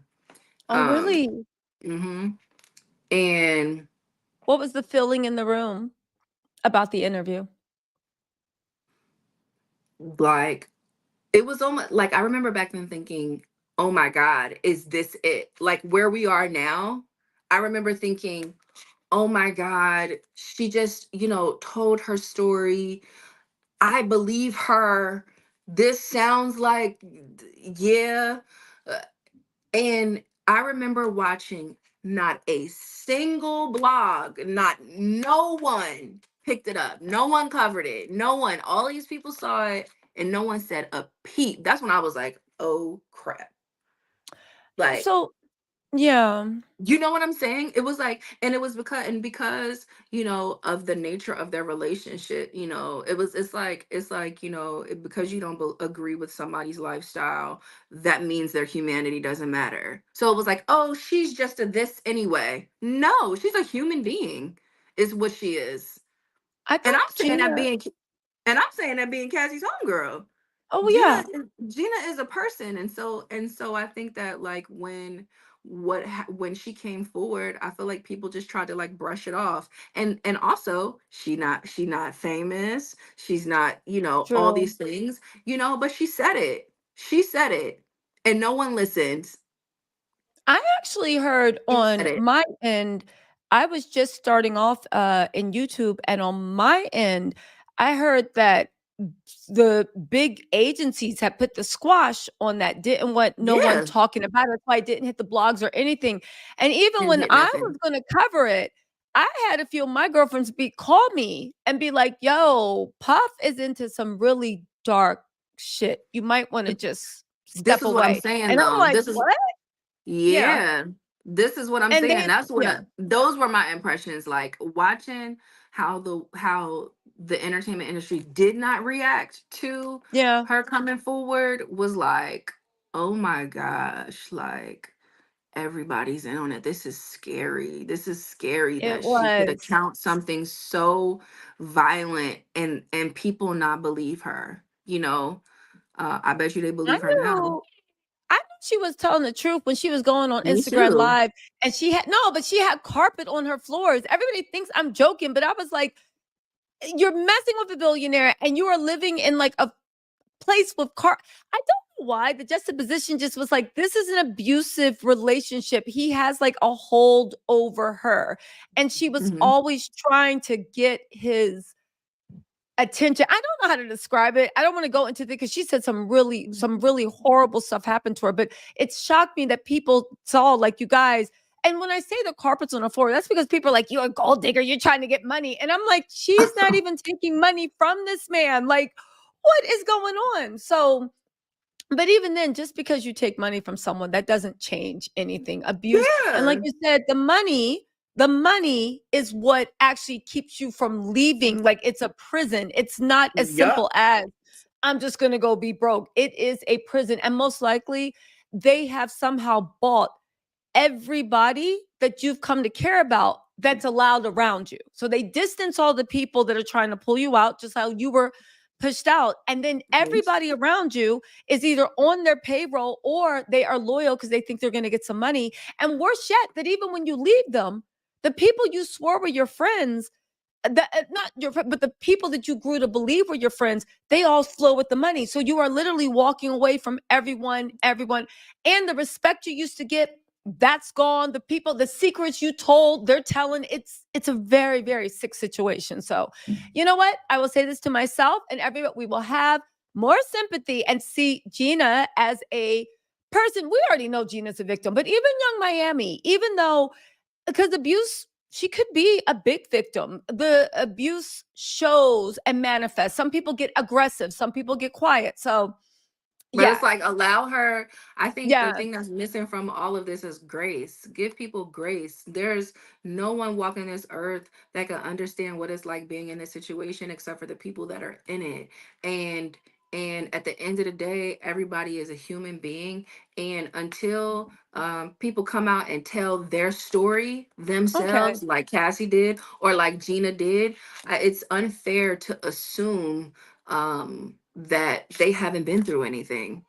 That's just not. You know what? We will wait for the chips to fall and we will disregard the tweets to Gina because she could have been I mean, talking that crazy.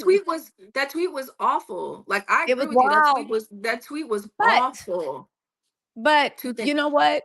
We will offer grace. And who are we? But I know on my channel, we will offer grace to Young Miami because you're right. You never truly know what's going on until you're Yeah. in the thing. And she could be both victim and perpetrator, or she could be all She victim. could be But terrified too. How yes, the odds that that girl not scared is unlikely. It's a scary situation, yeah, and so it just and then also I think like, it's a scary situation navigating and being front facing, yeah, like because also like in the court of public opinion, you really are damned if you do, damned if you don't. There's always gonna be somebody that's like, why didn't you do it this way? Say it this way, yeah. show up this way, whatever, and so yeah, I just really ask the public for grace and like real compassion. Compassion might be the word too.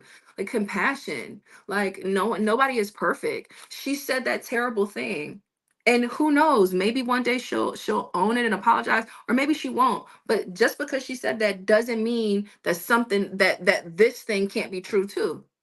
And and and I and agree. you know, But she did threaten to have Diddy grape Gina because oh Gina she showed up at did. the ward. Yes. when she was like, "You a munch? I'll have Diddy. If I say so, Diddy will have you on your knees eating my pee." Blah blah blah. But that said, but that But said, it's terrible. Like, I'm not excusing what she's saying. All I'm saying is two mhm. things can be true. That's all I'm Listen, saying. girl, I feel you. Honestly, listen, as a woman, I'm literally just play like intellectualized, but as a woman, 100% I feel what you're saying. And you bring up a point, Yeah. and that's why I like these conversations, because at the end of the day, we don't know what Young Miami's situation is. And until it comes out, when you are around a monster, we will assume that the people around him are victims. And again, that's why I like having these conversations, because you really put it in focus.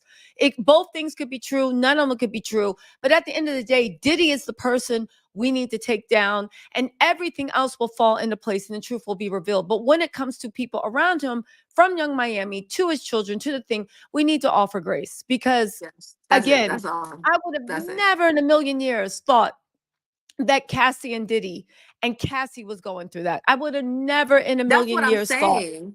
It's like you Yeah. see it, you see the tape, and then you're like, oh, it just puts Yeah. a whole different spin on everything. So you don't know. You No, but don't when the know. lawsuit hit, I remember like everyone else seeing them. They were the golden couple. She was so beautiful. They seemed so happy.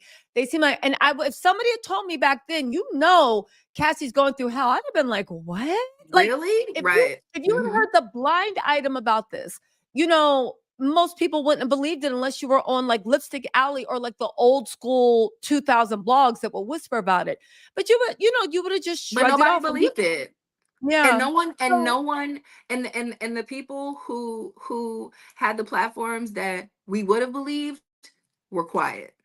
yeah, So it's like, the to circle back to the why now, why now, why now? Because it finally is being believed. It's finally being taken serious. It's finally being heard, and he is finally weakened enough when it comes to his power, yeah, his status, his all the things, where there are people that yeah. feel brave enough to come forward. And so I'm just like, give people grace. Anybody that's All coming right. forward right now in the middle of this scary crap, give them Yeah. grace, because most people that are watching would never. Yeah. No, I agree with you. And we have to, even people associated with the monster, we need to realize that regardless of what front presents, there might be something completely going on. So we will give Yeah, the people around him a chance to tell their story in their time exactly. and just focus on taking on over Diddy. Let me get to, but you again, that's why I like having these conversations, because you need somebody to just put things in perspective. And thank you for that. Really quick, let's get to some of these questions. Ren V, thank you so much for being a member for 5 months. She said, "Hey, girl." Patricia L, thank you for being a member for 25 months. You've been in the beginning, since the beginning, and the camera quality has not gotten any better. You said, "Hey, Tisa, keep telling us it all." Roz TM said, "That's attempted murking, and that has no time limit to report. You can still report it."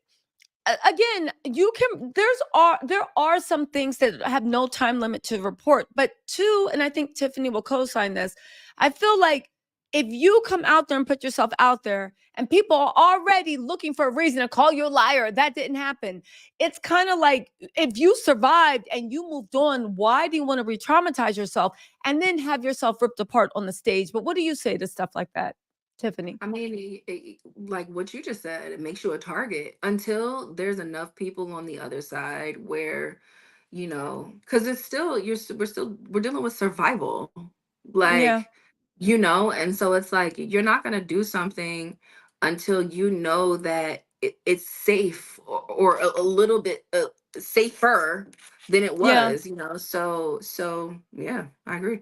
Even Cassie in that video, I can imagine how traumatizing it was, but also to the fact of, so like, and social media is the new town hall, you know? So I can Hmm. imagine how scary it is to have to reveal this and then don't know whether you're going to be like mocked, people calling you a liar, people making memes, people making jokes. Thank God the public opinion is moving in the right direction. But it's just a scary thing to even have to put yourself out there and see if people are going to support you. So again, it is attempted, but again, this might be a question for law enforcement. Like, if you have, Yeah. not even law enforcement, prosecutors, if you have evidence, why don't y'all move? Why don't y'all move? Because at the end of the day, your job is to take predators out of society. Yes, get And justice it's for the them that press individual the victim. charges.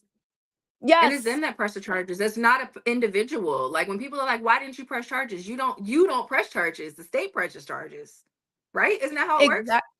That's exactly how it works, because the state's Yeah. job is to keep predators out of the general population. You want justice for that victim, but sometimes if the victim says, no, I'm not going to, they'll still press charges because they're like, we can't be having murderers out here. We can't have abusers out here. So it is something where we look at our prosecutors and say, you need to do a better job and be more strict.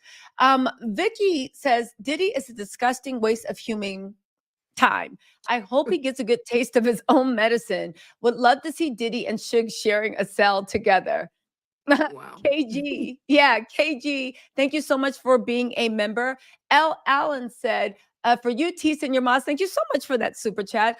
Also, Nicole Harris said, Tisa, ask her about Wednesday. Did they sacrifice animals, sheep, lambs, goats? And why? And what religion did he practice that sacrifice animals? Do you know anything about Diddy's religious practices, or did you ever see anything? No, I never seen Yeah. anything like that. No. Okay.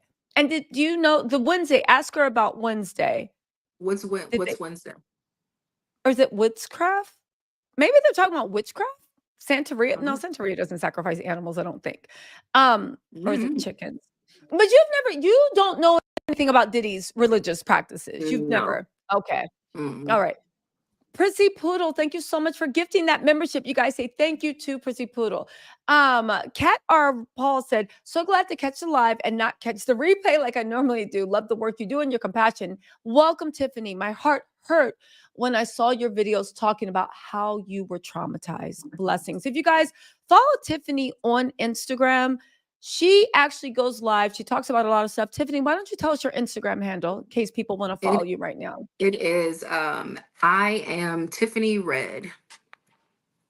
I am Tiffany Red on Instagram. Go ahead and follow her, you guys, and show her some support. Sunset, there's a signature energy you can't explain when you're surrounded by people who do this. You'll freeze. There's plenty of places along Wilshire to do this.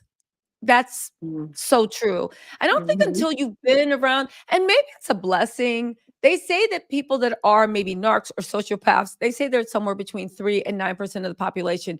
It is a blessing when you are not, and have never been around that energy, so you don't understand. Because when you're retelling the story, you're like, well, did they grab you? And you're like, no, it was just some weird energy that it was flowing through you. So Yeah. definitely. Aram said, hi, Tisa. Tiffany Red seems like a good friend. She seems like a real good friend. I don't want Tiffany partying with me. Like, girl. Oh, so Jamie had a good thing. She Mhm. actually said, let me just read this to you. She said, I love me some Tiffany. Wonder what her sign is. She's a protector, even when she's not covered. And I said, you're beautiful like a Gemini, but you got that mothering instinct of a Libra. What's your sign, Tiffany, if you want to share that with us? I am a Capricorn. My birthday is We Christmas should have Eve, December known. 24th. We should have known, because Capricorn's got that mothering energy too, and y'all got that Mhm. energy where it's like, no, no, no, no, no, no, Right. no, no, no. Yeah. We about that bit. Once you figure I'm out, about it. Yeah. okay. Well, Jamie, my girl Jamie is a big, big fan of yours. She just loves. So in the beginning, when you first Hey, spoke your Jamie. truth, yeah. Aram, listen, Aram says abusers also like to threaten you with hurting your loved ones if you leave or speak up. That is true too. That is true too. So it's like, yeah, you have to hold Mhm. grace for the people you know. But like Tiffany said, even the people we don't, hold grace. And I'm going to even say this to myself. We don't know what young Miami's going through. We don't know whatever. And just because people have been silent, again, maybe they're still scared because I think that he's destined for jail, but the world is a crazy place and you never know. And like you said, a lot of people were enabling him, and those people aren't being held accountable. So And look how the world treats the people who are not silent. Like it just is exactly. like, it drives me crazy when people are like, why didn't you say anything? Why didn't you say anything? And then we have people in just in life in general, who say something every single day and people don't believe them. It said True. that I saw something the other day that said the statistic on domestic violence, like an arrest, takes 4 times before that person is arrested usually. It's like you're not believed, you're not supported, the system doesn't support it. There's all these short statutes of limitations, so by the time you Mhm. finally heal enough to and find the courage, it's too late. You know what I'm saying? It just is like it's Yeah, all booby trapped. It's set up for you to fail. it is. It Hmm. is. And you got to wonder why the system's set up like that. But you're right. It is set up that they want you to lose faith, lose hope, and just go away quietly. And even And it's lose funny, like, money. and lose Lose money. money. And You it's, can't even fight. You can't even afford it. You can't. Sorry, go yeah. ahead. And no, no. And I was going to say it is funny that a lot of people in the industry that have come out kind of giving support to Diddy, it seems like their main excuse is either one, it happened so long ago, or two, well, everybody's doing it. And you're just like you said, upside down world. But I feel like they've been a part of the industry for so long. That's what they honestly feel like, girl, come on, you know, like It's somebody's like the trying to get people back in over. the day. Like I'm sure when they were having the conversations in the 1920s about making it illegal to beat your wife, there were the people that were like, "This is BS. She shouldn't have been Yes, talking like that." And then there's the yes, people that are like, the people like us that are like, we are humans. We are, yes.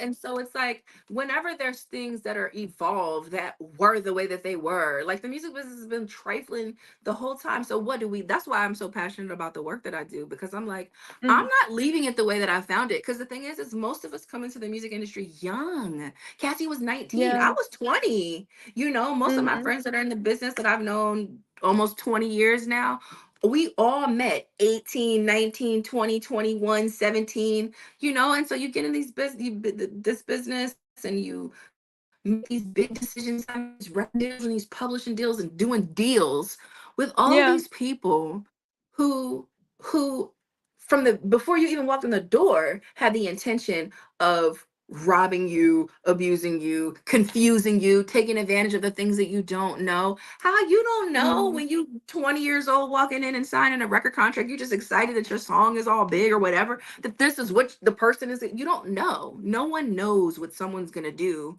until it happens, and so um I don't know. I don't No, even know what definitely. made me think No, that, but no, but you have a good point. To the point the son said, you're in their 20s. They want to hang out, not have FOs. Like again, you're walking into a wolf's den, and I think that's perfectly put, where people from the door have that's nefarious that's the system. intentions. Yeah, Yep. it's a system. B, thank you so much for the super chat. You said 10K watching, only 2.2 likes. If you guys are watching this on replay, please hit the like button. And yes, this is a phenomenal Tiffany Red. Also, Saya Marie, thank you so much for being a member. KB, thank you so much for the super sticker. Kay, thanks for being a member. Nicole Harris said, Diddy is 25 years older than Miami. She's a victim. You know what, Nicole Harris? She has to be. I just pray that she's not, but you're I right. pray If you she's not look at the either. evidence, yeah, if you look at the evidence and you look the way he was, and even how the cycle continues, that you and Cassie were watching a video with Gina Han that she could come and speak her story, and you're like, maybe this is it. And then it's just completely covered And and it a was media silent. blackout. Yeah. Silent. I was like, oh my Yeah. gosh, we just need to run as far as we can from this man. Just get you out of this deal and let's just get away. Exactly. Also, CLB, thank you so much for the super chat. Trey Day, thank you so much. All day, thanks for becoming a member. KG said, did Cassie co-sign you speaking out? Does Diddy still have Ron Burkle's billionaire support? Will we hear from Little Kim or Mary J. Blige? Can you address any of that? I can't actually. I Okay, can't. that's Yeah, fair. I can't Just so speak that on you that. guys know, they are in the middle. There's a lot of lawsuits and things going on in the background. Some of it is criminal, some of it is civil. Civil is the way we complain about, oh my God, the statute of limitations. How come they didn't press criminal trials court?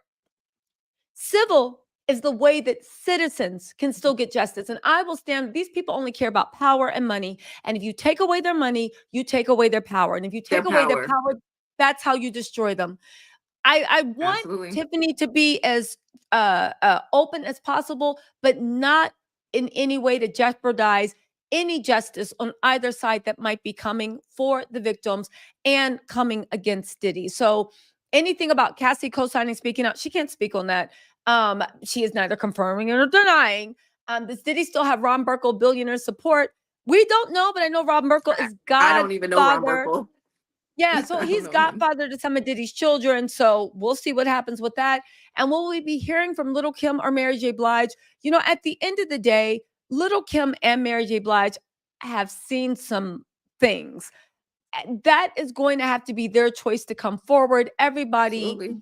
Everybody tells their truth if they ever decide to tell the truth on that, because it's literally asking, are you going to re-traumatize yourself? Do you feel the need? Yeah, like Sometimes, these are like that's why I keep saying like remember that people are human beings. Like your requests, our expectations of these people. It's like, you know, I understand the desire. You know, there's a mhm, plenty of people that I, you know, wonder what they think about this, but I know from being somebody that's vocal about it, like that's nowhere near a Mary J. Blige or a, you know, a Little Kim.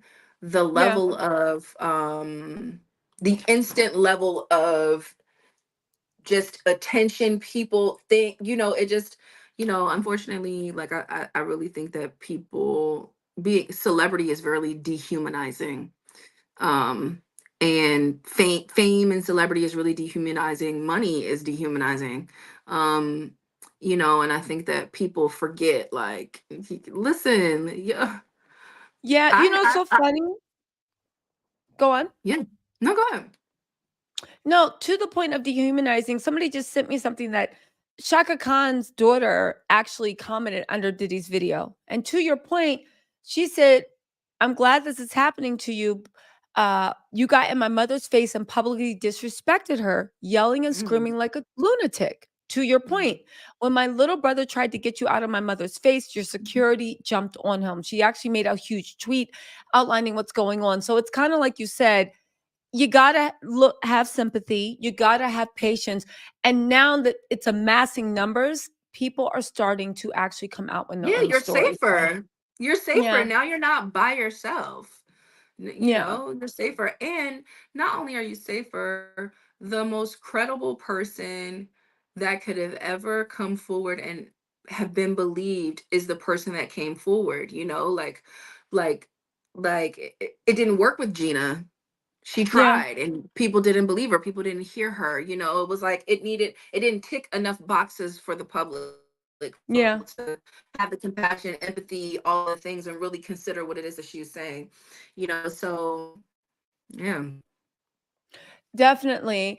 Rhonda Lee, thank you so much for the super sticker. I know you got to go, Tiffany. We're going to get through these questions and Yeah, get you I'm out of here. starving, I gotta go eat. Okay, listen, give me 10 more minutes. Let's 8 more minutes. We're gonna Okay. get you through this. Monique Ellen, thank you so much for gifting the memberships.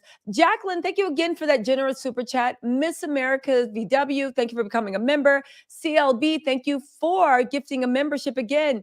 Ariam Rivera, thank you so much for becoming a member. My G Spot said, thank you, Tisa, for keeping us updated on topics. Diddy, Drake, Kate Middleton. You're welcome, my G. We also have Adil Hamid said, thank you, Tisa, for all that you do. You're a true freedom fighter. Keep fighting for good, respect, love from Florida. And listen, we all bow down to you, Tiffany, because you are actually walking it like you talk it. And the things that you have been fighting against for years, you have codified and you're actually making a path to make sure, even if you can save one less person from the music industry, you're making a path for them to walk. Walk on. Open Book says thank you for sharing, Tiffany. We also have Mikkel Wren said, can he use her name? I don't know if she can use he can use her name. I think Tiffany actually owns her name. Whatnot. Worth TV said, keep speaking truth to power. The Legendary said, victims take on the shame of abusers. Should take on the shame that abusers should take on. secrets, Mhm. delete, and all friends aren't on your side. They envy the trinkets. Tiffany Red, you are a 10, you are 110 toes down. That is true. She couldn't be bought. And that's why she got pushed out, because she couldn't be bought. Because if you guys don't know, Tiffany is a very, very talented songwriter. If she had played the game, I'm sure she probably would have gotten on the whole bad boy clicked up, doing this and that. I've been on You know, everything. you would Mhm. have been on everything. She Mhm. is talented. BG, thank you so much for the super chat. Veronica Very, thank you so much. Also, Miss Wendy Will, thank you for the super sticker. Uh, B, thank you so much. This is a link right here. It's in the chat stream for the 100 percenters. Please go join, support, do everything you can. Hibiscus Rose said, thank you, Tiffany, for taking something horrible and making a positive change. And thank you so much, Hibiscus Rose, for those sweet things. Macy's Girl said, I just own a small business. It's a film production company. Right now, I don't have employees. But when I do, what do I need to do to be part of these incentives? Tiffany.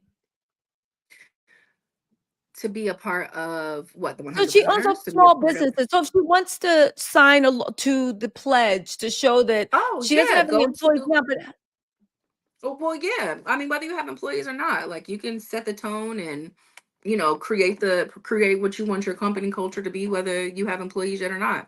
You can absolutely take the Safe Music Business Pledge. Go to the 100percenters.com. You'll see a banner at the very top that says Safe Music Business Initiative. You see the pledge right there, and you can sign it. And yeah, we'll add your company's name to the pledge.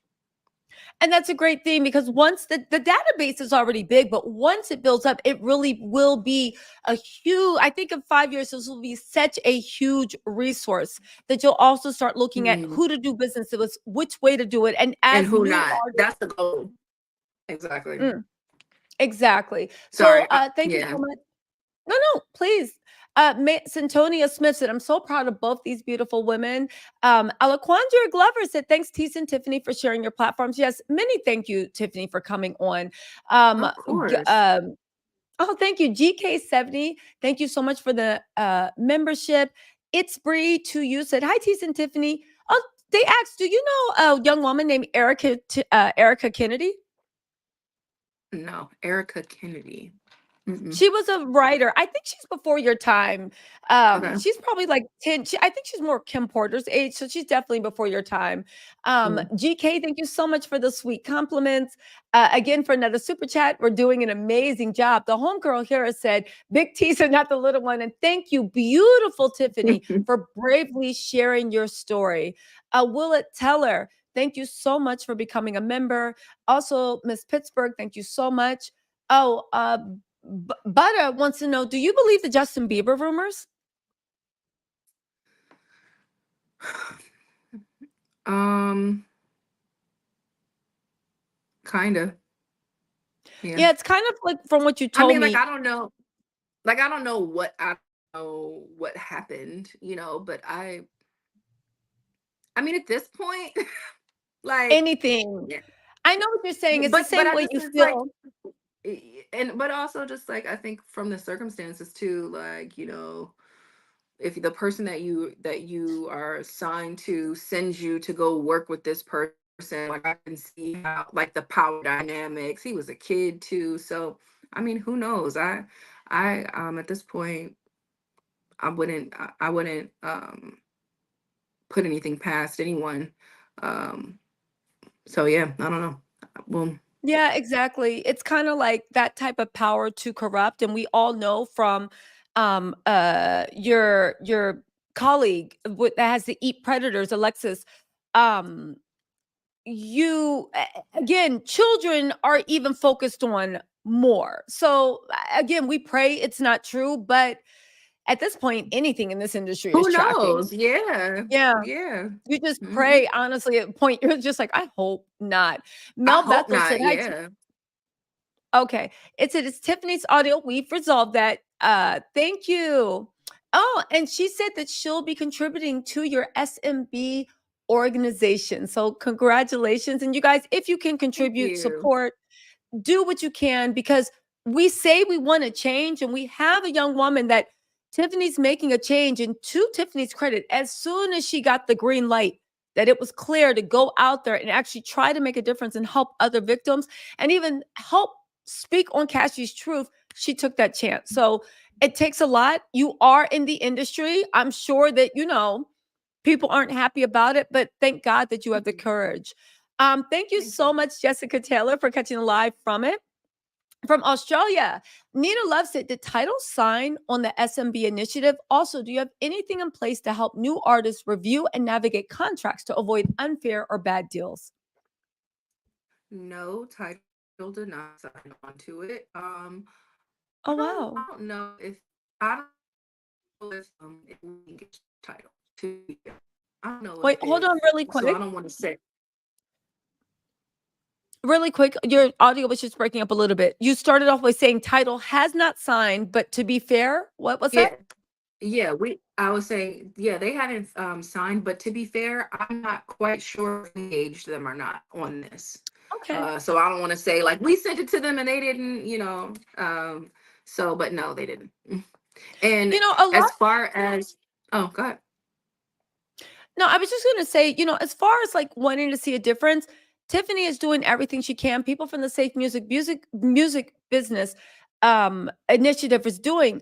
You might also, if you guys are in the comment sections for UMG, for your favorite artist, for Title or whatnot, and you see a point to like leave a review, leave a comment. There are whole segments of highly paid people to pay attention to that. Start asking, have you signed the Safe Music Business Pledge? If you see a producer, are Absolutely. your artists signing it? Are you on? Start dropping it in the comments. Are you a part of the SMB initiative, the Safe Music? Start actually dropping comments, asking everywhere you can. And if enough people start making noise, they'll start listening and start doing what they can. So we can also push the safety on our own when we get the chance, Absolutely. Also, sorry to interrupt you. Do you have anything in place to help new artists review and navigate contracts to avoid unfair or bad deals? We don't have, I wouldn't say we help review contracts. I'd advise you to go seek legal counsel for that. We help with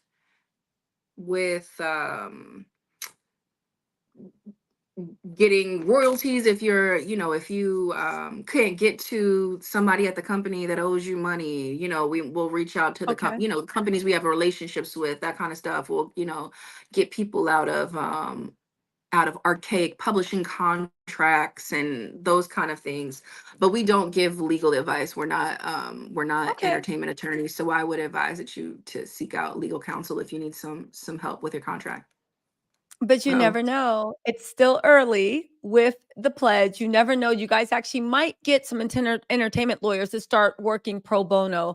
But listen, once definitely, we have yeah. that, when we have that, I mean, that's my dream. My dream is for this thing to be fully staffed and for it to be like, you need what? We got like, we run out of resources constantly. I wish I had billions of dollars to give everybody, and all the things to incentivize people to those lawyers that you're talking about to come in and offer their support. So, I hope they come, Cisa. I hope you manifesting them for me. Listen, they're coming. They're coming. They're coming. If you guys know any entertainment lawyers, please. Again, this is how things get. It's an idea that's organized and then people actually support. We're almost done with you, Tiffany. I know you got to go. One Kids Festival said, to Tiffany's point, Young Miami and Gina could both have Stockholm Syndrome. The desire for affection from your Boom. abuser is a real thing in some victims. That is true. Boom. That is Boom. true. Adore Film said, thank you so much. Said, thank you, ladies, for your courage and speaking up. When women come together and speak up, it saves lives. Many blessings. Mixed Shift Samantha said, I didn't see the whole live, but I'll definitely rewatch. Great job again. Prayers for you, Tiffany. You are a very strong woman. B, thank you so much for this. She's also dropping Tiffany's IG. I am Tiffany Red on Instagram. Please click on the link and support. Capricorn woman, your brethren. Capricorn woman 67 said, I knew Tiffany was a Capricorn. I'm one too. Capricorns, y'all just be recognizing each other. You walk in and you're like, Capricorn. Real Um, recognize real. exactly. Vita says, Cassie was blank trafficked. Here and overseas, RICO charges have no statute of limitations. Abuse can include. Cuddy was too afraid to speak about the bombing. Exactly. And everybody in the music industry knew it, but as a general public, we never suspected. I do believe and I pray that justice is coming. The feds, as much as they've been on this, they seem like they think justice is coming too. Black People Will Prosper said, it's a shame old Diddy is going down and not a record executive who gave him the money to throw those parties. Yeah. I like completely lost you. Can you hear me? Oh, sorry. Can you hear me now? Okay, so Black People will say, oh, okay. So Tiffany, we lost Tiffany, but let's keep going through these super chats. Okay, thanks, guys. Let's see. Monique Easton said, "My girl, I'm a Capricorn. She's still we're having technical differences, but she's still offline, hanging in there." She said, "My girl, I'm a Capricorn, and my birthday is Christmas Eve. Shout out to Tiffany Red. Faith, thank you so much. Also, Winona Morella, thank you so much. Dawn Brazil. Oh, here we go. Tiffany right here. Let's add her to the stage. Hey, what's up? You missed your Hey. Capricorn shout out. Okay, so Oh Black people no. will. No. We'll go through them real quick. Give me 5 more minutes, girl. We're almost there. She said it's a shame. So Black People Prosper said it's a shame Diddy will go down and not record the executive and not the record executives that gave him the money to throw these parties. I mean, their time is coming. Monique Easton said, "My girl, I'm a Capricorn and my birthday is Christmas Eve. Shout out to Tiffany Red." Faith, Yes. yeah, Faith, thank you so much for becoming a member. Also, Winona Morella, thank you so much for becoming a member. Dawn Brazil says the government needs to create regulations on the business aspect. Any money that can be generated by record labels, that's what needs to be done to control the power from these companies and power to artists. I agree. I think it's not a fluke. I think it's an actual feature. It's not a bug, but it's a feature of what's going on in the industry. And Kay said I it's just want to say, to Mhm. that, they're intentional with who they give money and power to. You Tell us know, about like, that. well, I mean, I just think that, like, they're intentional with who they give money to. Like, it's like, are they giving money to somebody that like wants to rebuild their communities and do all that? You know what I'm saying? It's like, is this going to support us or is this going to help us? Is this like, they give us money, they fund the stuff that kills your brain cells. They fund they fund the music that is about all these terrible things, the things that, you know what I mean, it's like darkness. They fund darkness. And so these companies, I was having this conversation the other day, and I was telling a record company, I was like, y'all need to really start to get more intentional with who you are bringing into the room, period. And Period. until you know what I mean, it's like, if this person is, if we've heard the whispers, that's enough. You know what I'm Yeah. saying? Like within the Yeah. industry, it's just like, if you were in corporate, if somebody's gone to HR about the same person 5 times, at some point you start looking at the company like, what are we doing? Like, I used to always think about that with Puff, with the whole Steve Stout situation, because from what I know, I believe it happened at Interscope. And I just was always Mm. like, how could they ever? I remember when Cassie was signed to Interscope, and I always like think, looking back on it now, I'm just like, how would they ever do business with him again after what he came into their building and did?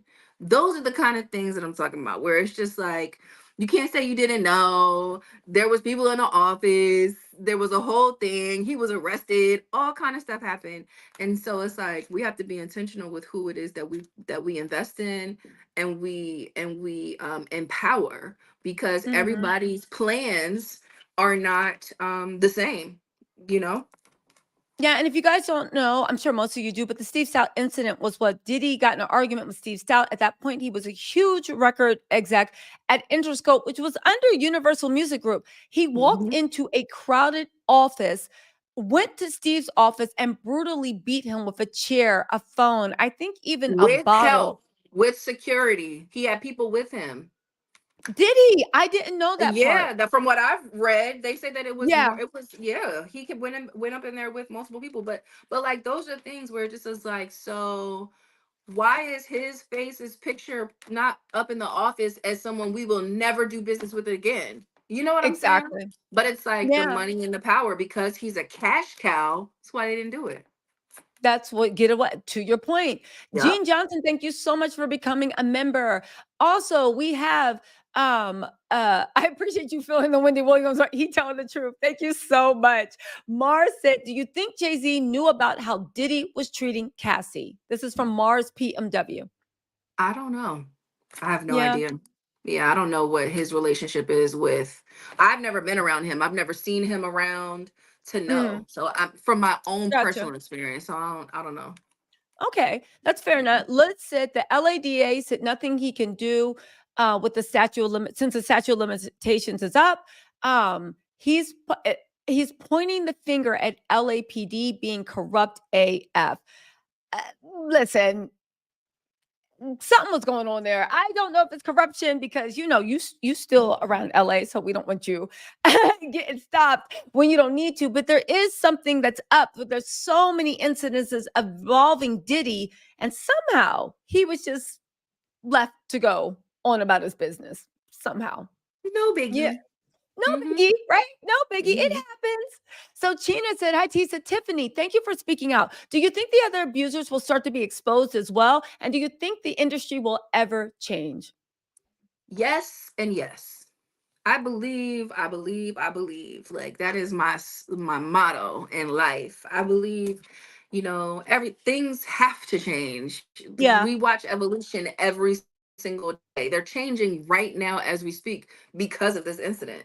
Um, and so yeah, and I do believe that more predators are being exposed. I mean, because of the Adult Survivors Act, there were a lot of music industry power players that were exposed for sexual harassment, assault, misconduct, all Yeah. these things. So I mean, we're in the middle of it. It's happening right now, and I think it wouldn't surprise me if through this whole process with Puff, if people are exposed who have dealt with him and stuff like that. So, but yeah, it's definitely going to change. It's changing.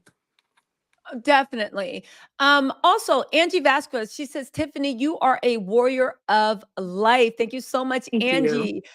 Sonia C says Islam sacrifices goats. I don't know about that. I know plenty of Muslims. I don't know. I don't know about that. Taniki Brown, shout out to all the nurses out there doing what you do. She said, "Hey Tisa, who's the feds? Wait, who's the feds when we got you? Who needs to sit in the courtroom when we got you? The devil got a purpose, but God has a plan." Yes, and shout Yeah. out to the nurses. Mary Quinnen, thank you so much for becoming a member. Also, Winona Morella, thank you so much for the super sticker. In No Cap Max says, does Cassie have any of Kim's manuscripts? I already know you can't speak on that, but go ahead and tell us. I mean, I don't know. She don't know, but even if she did, she couldn't speak on that. But I don't Dread know.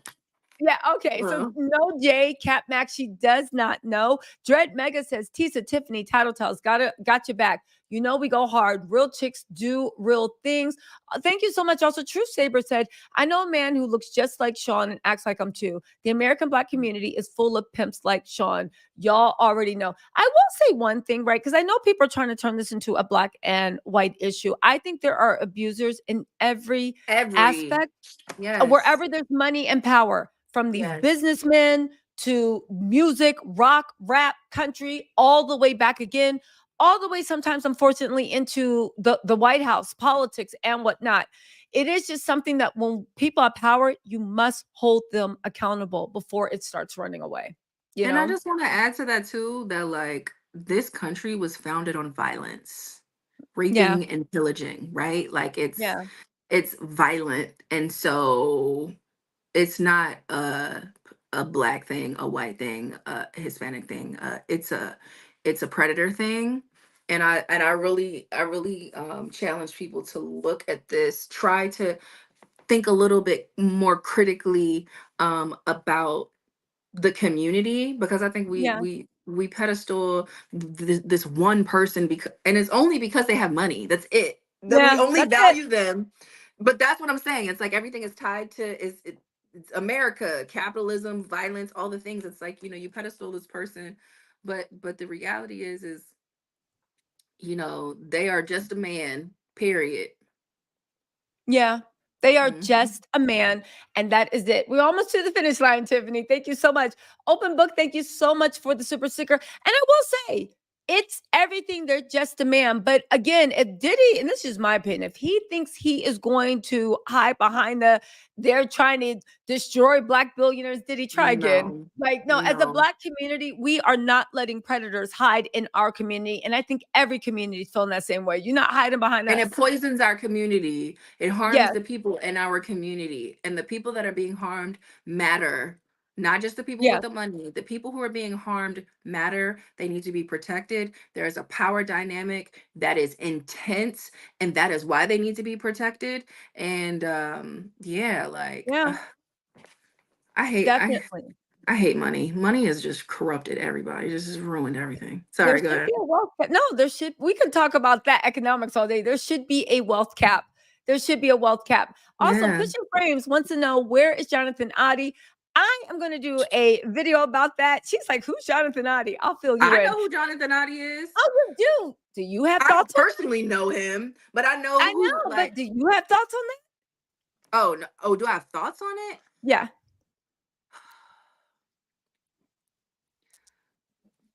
It's a fantastic example of not being believed. The package, oh, he's crazy. Is he? When he predicted what was going on 10 years, and even with the private jets and all that other mess that the feds are now investigating. Exactly. He sounded crazy when he was like, and naming Because names. it is crazy. But It that's is. my thing. I feel like it's always so shocking when you say what happened. But the craziness is not what you did. The craziness is what happened, right? So that's why like going back to the statistics, 1 in 3 for domestic violence, 1 in 4 for SA. Where is all this shock coming from? What are y'all talking about? What are you Yeah. talking about? Yeah. It's like I think it's shocking that someone said it. I think that's what's shocking. Like, Yeah. but I mean, yeah, I think Jonathan Adi is a perfect example of not being believed. It's like we have a very narrow window of who we take serious. And if we Yeah. were taking more people serious, this whole, because people have already said it. Jonathan Adi said it. Gina Huynh said it. The UCLA thing happened. The Steve Stout thing happened. People are not listening and they're not activating. And so it's like, it's Yeah. unfortunate. I pray that he's okay, man. And Jonathan Adi actually said it to the police. And they were like, yeah, yeah, yeah, yeah, yeah. But let's just, he said They it to were the talking over police. him, trying to just get him for it to be, oh, you know what I'm saying? Where it's just Exactly. like, and He it talked just is about, like, ugh, yeah. It makes you, yeah, we hope he's okay wherever he's I at, but hope it he's does okay. give Yeah. you, yeah, and he does give you cause to pause. Also, Auntie Penelope, thank you so much for the super trigger. Well, Willette says, Tisa, thanks for integrity. Tiffany, thank you for your courageous action to share this important information. Again, Absolutely. many thanks. Sonia C. Love said, is Diddy a Muslim? Muslims do not sacrifice goats. Anyway, X2D Logic, thank you so much for becoming a member for 2 months. That in our community, it is expected that DV and SA will happen to you. This generational trauma has been normalized, not anymore. Thank you.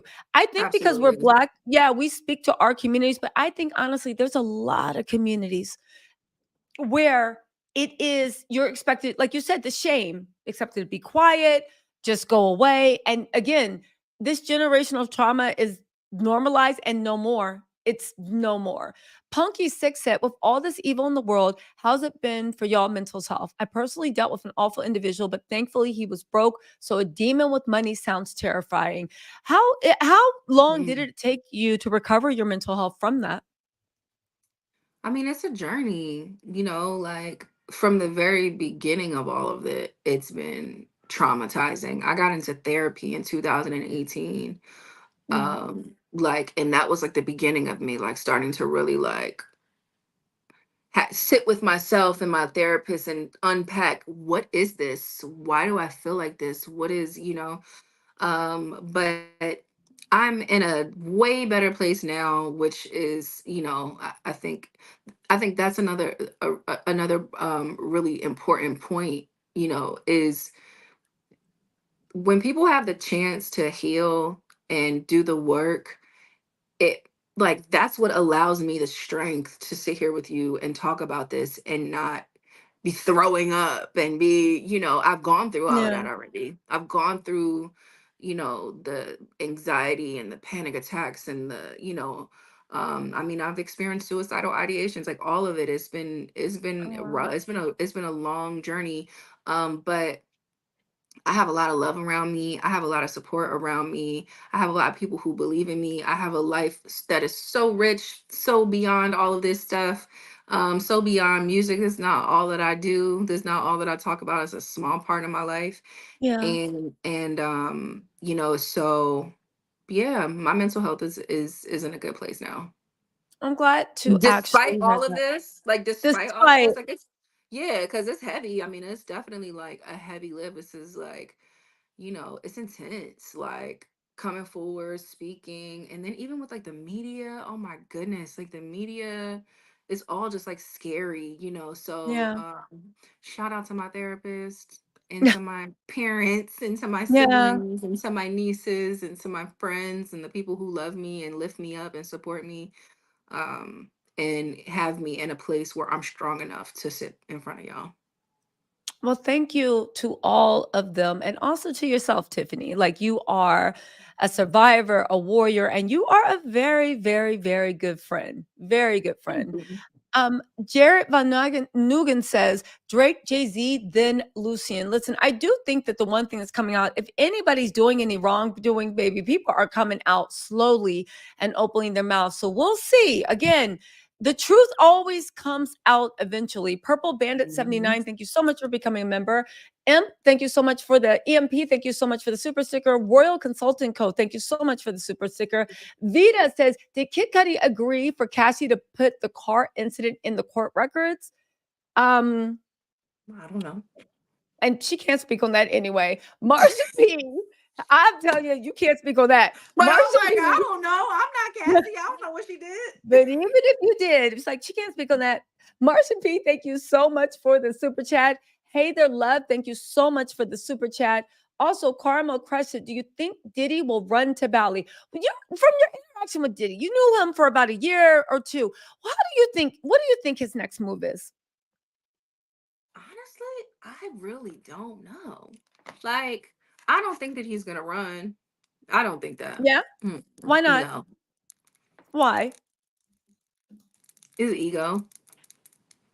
He's like, I'm not running. I'm not scared of y'all. That's why I feel like that's what I see when I see him in those photos. Like that last photo that was just posted of Uh-huh. him walking around in Miami, Yeah. with those two guys. Like that was what I saw. Smoking a cigar. Like I just That been was like, weird yeah, optics. like I just been Like, like, what are you celebrating? What you smoking a yeah, cigar? Like I mean, like I I just never seen a sad person smoke a cigar in my life, yeah, or like even a cigars. nervous I usually person. aren't cigars for celebrations. Like I don't know. Yes. It No, just or when feels you're chilling, like it's just not. it just is very so I say that to say that I don't think that he's gonna run because of that energy. Like I feel like when I think about him, I think about like somebody like John Gotti, like, Okay. and how sorry, I got something in my eye and it is No, take your killing time. me. I think about somebody like John Gotti and how flashy, in Mhm. your face, like going to court, taunting just like I think he's gonna be Puff Daddy. Like I just You think know I what? don't, like I just don't think that he's gonna. I think he gonna run. He got kids. He not running. Think that Oh, his hold on. Wait, hold on. And what? Sorry. No, I was saying I just don't think. Yeah, I don't know. Just based off of his behavior already, like he continues to show us like I'm not scared of y'all. I'm not, like even when people were starting to be like, with the apology, where's he at? He was like, I'm in Miami. You know what I'm I saying? don't know who. I don't know who his PR people are. I'm like, no, no, no. Yeah, that's what people are like, where's he at? I'm in Miami He smoking a outside. cigar. He Yeah, outside. smoking a cigar. And one of the girls that I forget her name that Cassie used to be cool with, right? They used to hang out. Cassie had scrubbed her feet from it, but one of the guys was that he was standing next to was one of the girls that was one of Cassie's friends. It was just weird, like mental games. Like, Oh, did he give it a rest? Los. Yeah, yeah, yeah. And Cassie had scrubbed her page of her a long time ago, but it was just really interesting. Like, I've did worked he? with him before, actually. Los. Oh, really? I did a me and him did a when I we were working on Empire on Fox. Me and him did a song called, I think it's called Ibiza. We did a song on, maybe it Yeah. was like season 6 of he wrote the rap part for the rapper that was on the show. Oh, Bashir. So, Mhm. okay. And how was, well, we can get into that. I know you don't want to pull extra people in, but Yeah. it's just weird the optics that Diddy is trying to pull off. And still, after you apologize, you still playing mind games. It's just weird to me. It's weird.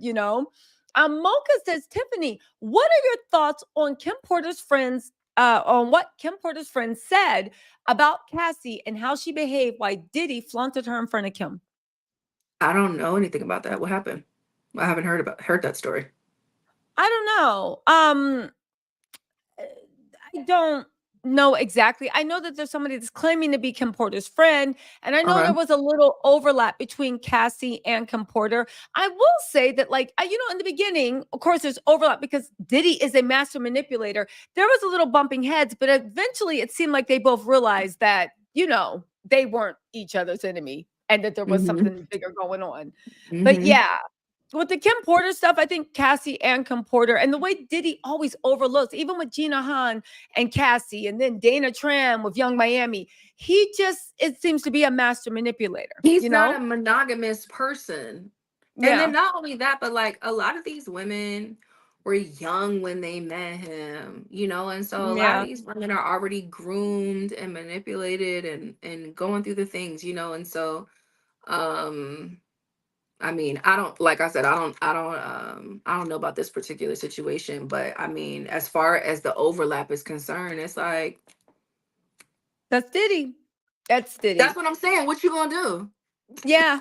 Exactly. What you gonna do? Tracy Sexy Juicy Lime Muffin said, my friend was a receptionist during the Steve Stout incident, and it was brutal and vicious, and nobody did anything to stop it.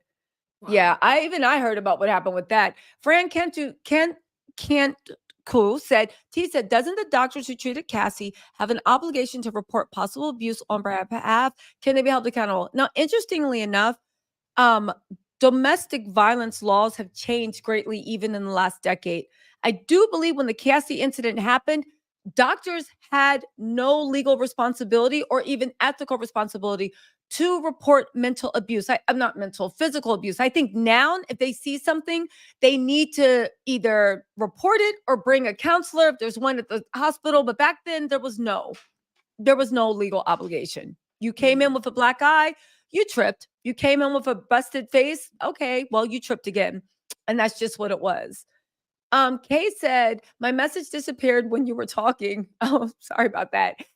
He telling the troops that statute of limitations on domestic, but what about poisoning drinks? Attempted maybe. To you guys' point, that's all the stuff that the feds are looking into because that will play into a, a trafficking a trafficking situation, plying people, kidnapping, like the whole thing of what blank trafficking actually is, the feds will address that. So just because the local LA prosecutors are like, I don't know what to do, there's no proof, Right. doesn't mean the feds. We don't need to look for LA to say no shade to LA. We don't need to look for them to save us because I don't think they were really much doing anything with Puffy the first time. The feds are, the feds are here. Yes. The feds are Yes. here. Yeah. Because honestly, at the end of the day, I don't even trust them to try the case. Let's let the people that brought down just say Maxwell, El Chapo, Harvey Weinstein, Jeffrey Epstein, the Homeland Security Investigations Unit, they'll hold him accountable. hmm Mixed Chief Samantha said, not sure if anyone asked, but how do you feel about Drake, Tiffany?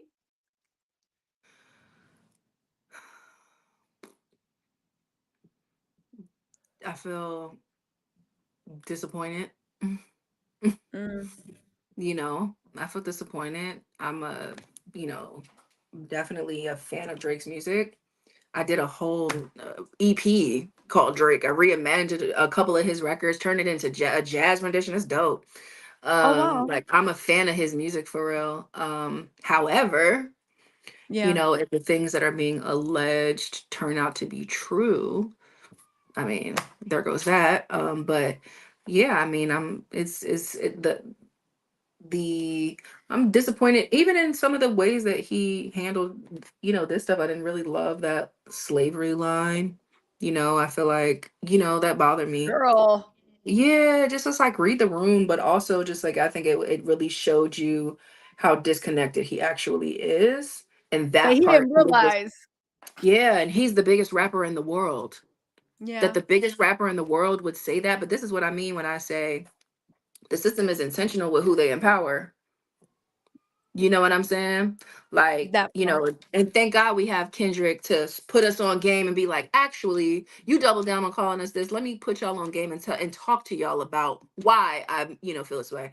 You know, so yeah, Yeah, disappointing. definitely. Disappointing. Chris, definitely disappointing. Crystal Cove, we only have 5 more comments. Crystal Cove said, "Did Diddy's bodyguards ever harass any of the ladies in your friend group? Did he send them out to intimidate any of you? Please stay safe." Thank you so much, Crystal Cove. I'm not sure about that. I mean, like, yeah, I don't know. I don't know Yeah, about and that. also, you guys, there are legal things going on in the background, so, the same way you guys are watching this live, I can imagine Diddy's legal team is watching the live too, looking for any little thing they can pull up and be like, Hey, Jonathan Davis. Hey, y'all. you say, "Hey, Hey. Jonathan David." You know who I am. Hey. Royal Consulting Group.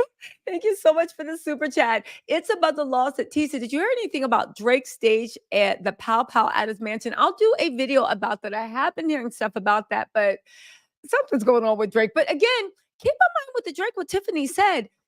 Drake has a contract where he will make 400 million. Imagine how much he's making the music industry. They are not going to let a cash cow go just like that. Just So just easy. Yeah, no. yeah, it just doesn't happen. DJ Chippy said, "Thank you, Tisa, for being so vigilant. I hope Diddy will go down for being responsible for the early demise of Biggie, Tupac, and Kim Porter." Also, Mhm. Free Lunch Freddy said, "Anybody want to be an artist who don't have to worry about the executive producer being on the hotel videos, running in the hallway with a towel, acting a fool, abusing women, being a manipulator, don't sign with Diddy Rowe." Exactly. Like, I Period. think do you think, let me read these 2 last questions, then I'm gonna give you one last question before we go. Lion Mom said about a year ago, um, he accepted an award and he gave special thanks to Cassie and Kiss the Camber. I could tell that was a taunt evil. What did you feel about that moment? Ooh, that pissed me off. It pissed Mm, me off. It just was like, really? Really?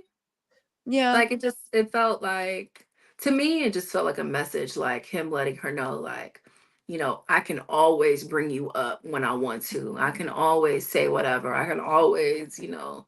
Then also what he said specifically, thank you to Cassie for being with me through the dark times. Now in his yeah, thing, he's like, these were the darkest times, you know, it was a dark time. You know what I'm saying? yeah.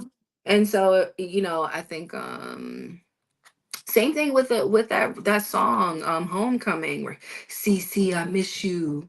Bring the That was so, kids, bring the you want her to bring the kids to that? What we see on that tape, that's what you think that she gonna bring her girls to? Are but it you kidding? reminds But it reminds There's me of what he did with Kim Porter and everybody else. To my opinion, looking from the outside, he dogged Kim Porter he out. dogged her But out. then He all of a did. sudden, tweets passes, and she's the love of your life. Oh my God, crying like Press he was run. gonna. Well, because Yeah. it's a if you look at the first time he got his first number one, it was right after Biggie died. It was that every Oh, step I take, that song yeah. came out. And it's like, you know, he uses those moments to like stand on top of, you know, and then everyone's like, oh my Mhm. God, poor him. Yeah, Poor, I poor remember that him. moment. People were like, "Oh my God, he still loves Cassie," and the whole time he knew she fled. she fled him as soon as she could. So And it's, to yeah. me, it's continued harassment. Him continuing to, she got away from him. She's married, she has children, she wants nothing to do with you. And Mhm. you know that, and you know why. So to, be talking to her through music, to be talking to her through award shows, to be doing anything to taunt her, it's just is uncalled for. So I mean, to me, I feel like that moment on that BET stage was um harassment. It was. I agree with you. Titileo Smith said, any more thoughts on that medallion Diddy was wearing that had a picture of him and his deceased father? I believe it was a message about what happens to snitches. Mm. I mean, maybe, I don't know. Or maybe he Well, just got a picture of his parents on him because he's going through a lot, and he just wants them close to. I mean, it could be a myriad of reasons. Who knows? But like, regardless. Definitely, regardless. Really quick, one sad Caroline, thank you so much for becoming a member. And Fran said, Tisa, let me make my last name easy for you. Can't see you. Thank you, Fran. Can't see Mhm. you. Now, listen, let's go back. This is the last question. Free Lunch Freddie, right? He was making a joke, but to the point was being a manipulator, don't sign with Diddy Row. Do you ever see Diddy coming back from this? Or do No, you ever see artists wanting to work with him? the industry is spooked. People don't want nothing to do with it. People don't want it near them. They don't want it on their name. They don't know. No, no, no, no, no. I think the only people that will be engaging with him from here are the people that are wrapped up in the crap with him. I don't think that Mm, from here somebody new. No, yeah, it's over. People are scared of him. He's scary. yeah, Anybody working with him, I think it's a wrap. I think it is over. You know, and please, making music is the last thing he needs to be worried about. Like, you know, mm, literally. yeah. Because if anybody, to Free Lunch Freddy's point, if anybody signed with Diddy, they'd be like, girl, he Now you this is a know, right? hotel video, You running in knew, the hallway, abusing, yeah. being a manipulator. No, no, no. So you're right. Now we know. Listen, Tiffany, thank you. I know I said it was just going to be an hour. Thank you It's all so good. much. Thank you so much for staying here, answering questions. You guys, if you're watching this on playback, I will be putting links in the description box. And once again, before we go, Tiffany, you are a warrior. And I see why you are a songwriter because, girl, you can tell a story. I can listen to you all Oh, really? day. Thank Yeah, you you. can tell a story. I see where the songwriting comes out. Um, Listen, really quick before we go, why don't you just tell everybody your socials one more time? And then I will have everything in the description box. Okay, so you can follow me on Instagram at I am Tiffany Red. Follow the 100 percenters on Instagram at the 100 percenters underscore. If you go on TikTok, follow me on TikTok at it's Tiffany Red, I believe. I think I am was taken. It's Tiffany Red. I am Tiffany Red on X, formerly Twitter as well. Same thing on YouTube. Look me up. Check out the 100percenters.com. Get into our resources. We have all kind of stuff. I'll be working hard on that website, so please click around and tap in with the resources that we have. And yeah. Definitely. And Free Lunch Freddie had the last statement of the day. He said, let Diddy try that with Jasmine Crockett. He would have had a bad built, broken body. She'd put something on him. Ajax won't take off.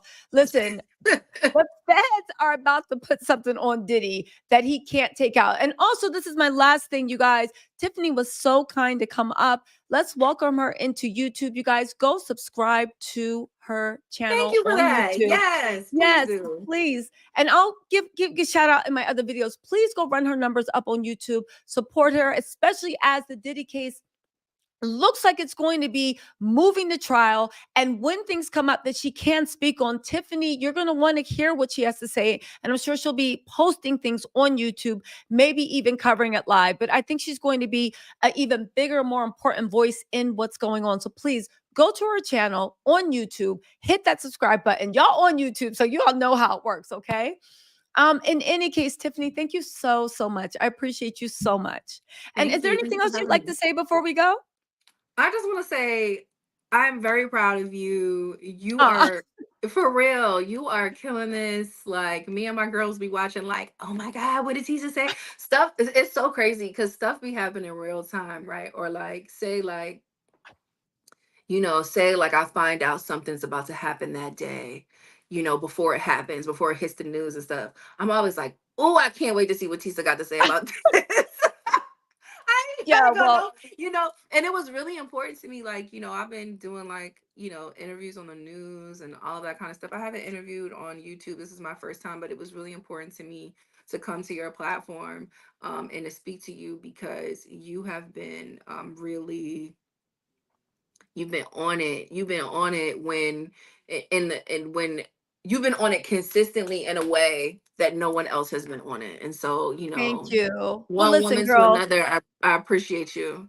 I appreciate you too, and thank you for getting me together. Because for now on, justice for Young Miami, justice for Gina Home. We're gonna stop talking about Gina's carpet. Justice Yeah, for Young we Miami and gotta Gina leave the Home girls because alone. we don't really mess with Gina. It's just the We carpet gotta that's let them. changed. We gotta let Well, them. We just, yeah, but with the Young Miami, definitely, because the victims come in all, and until we actually unravel exactly what she could be being quiet because she is scared, she's still in the music industry, and we don't know just absolutely. how deep this goes. So we're gonna She have got to kids. chill. She got She kids to got provide kids, for. so She you know got, what? We will deliver grace to, I mean, she don't need us to deliver grace, but we will deliver grace to anybody that might have been potentially literally touched harmed. by Yeah. Diddy. Okay. So thank you Yeah. for coming over and like getting us together and be like, come on, come on. We know the way this works. All right. Thank you so much, Tiffany. Okay. Thank you for Thank having you. me. Okay. Bye. Bye bye.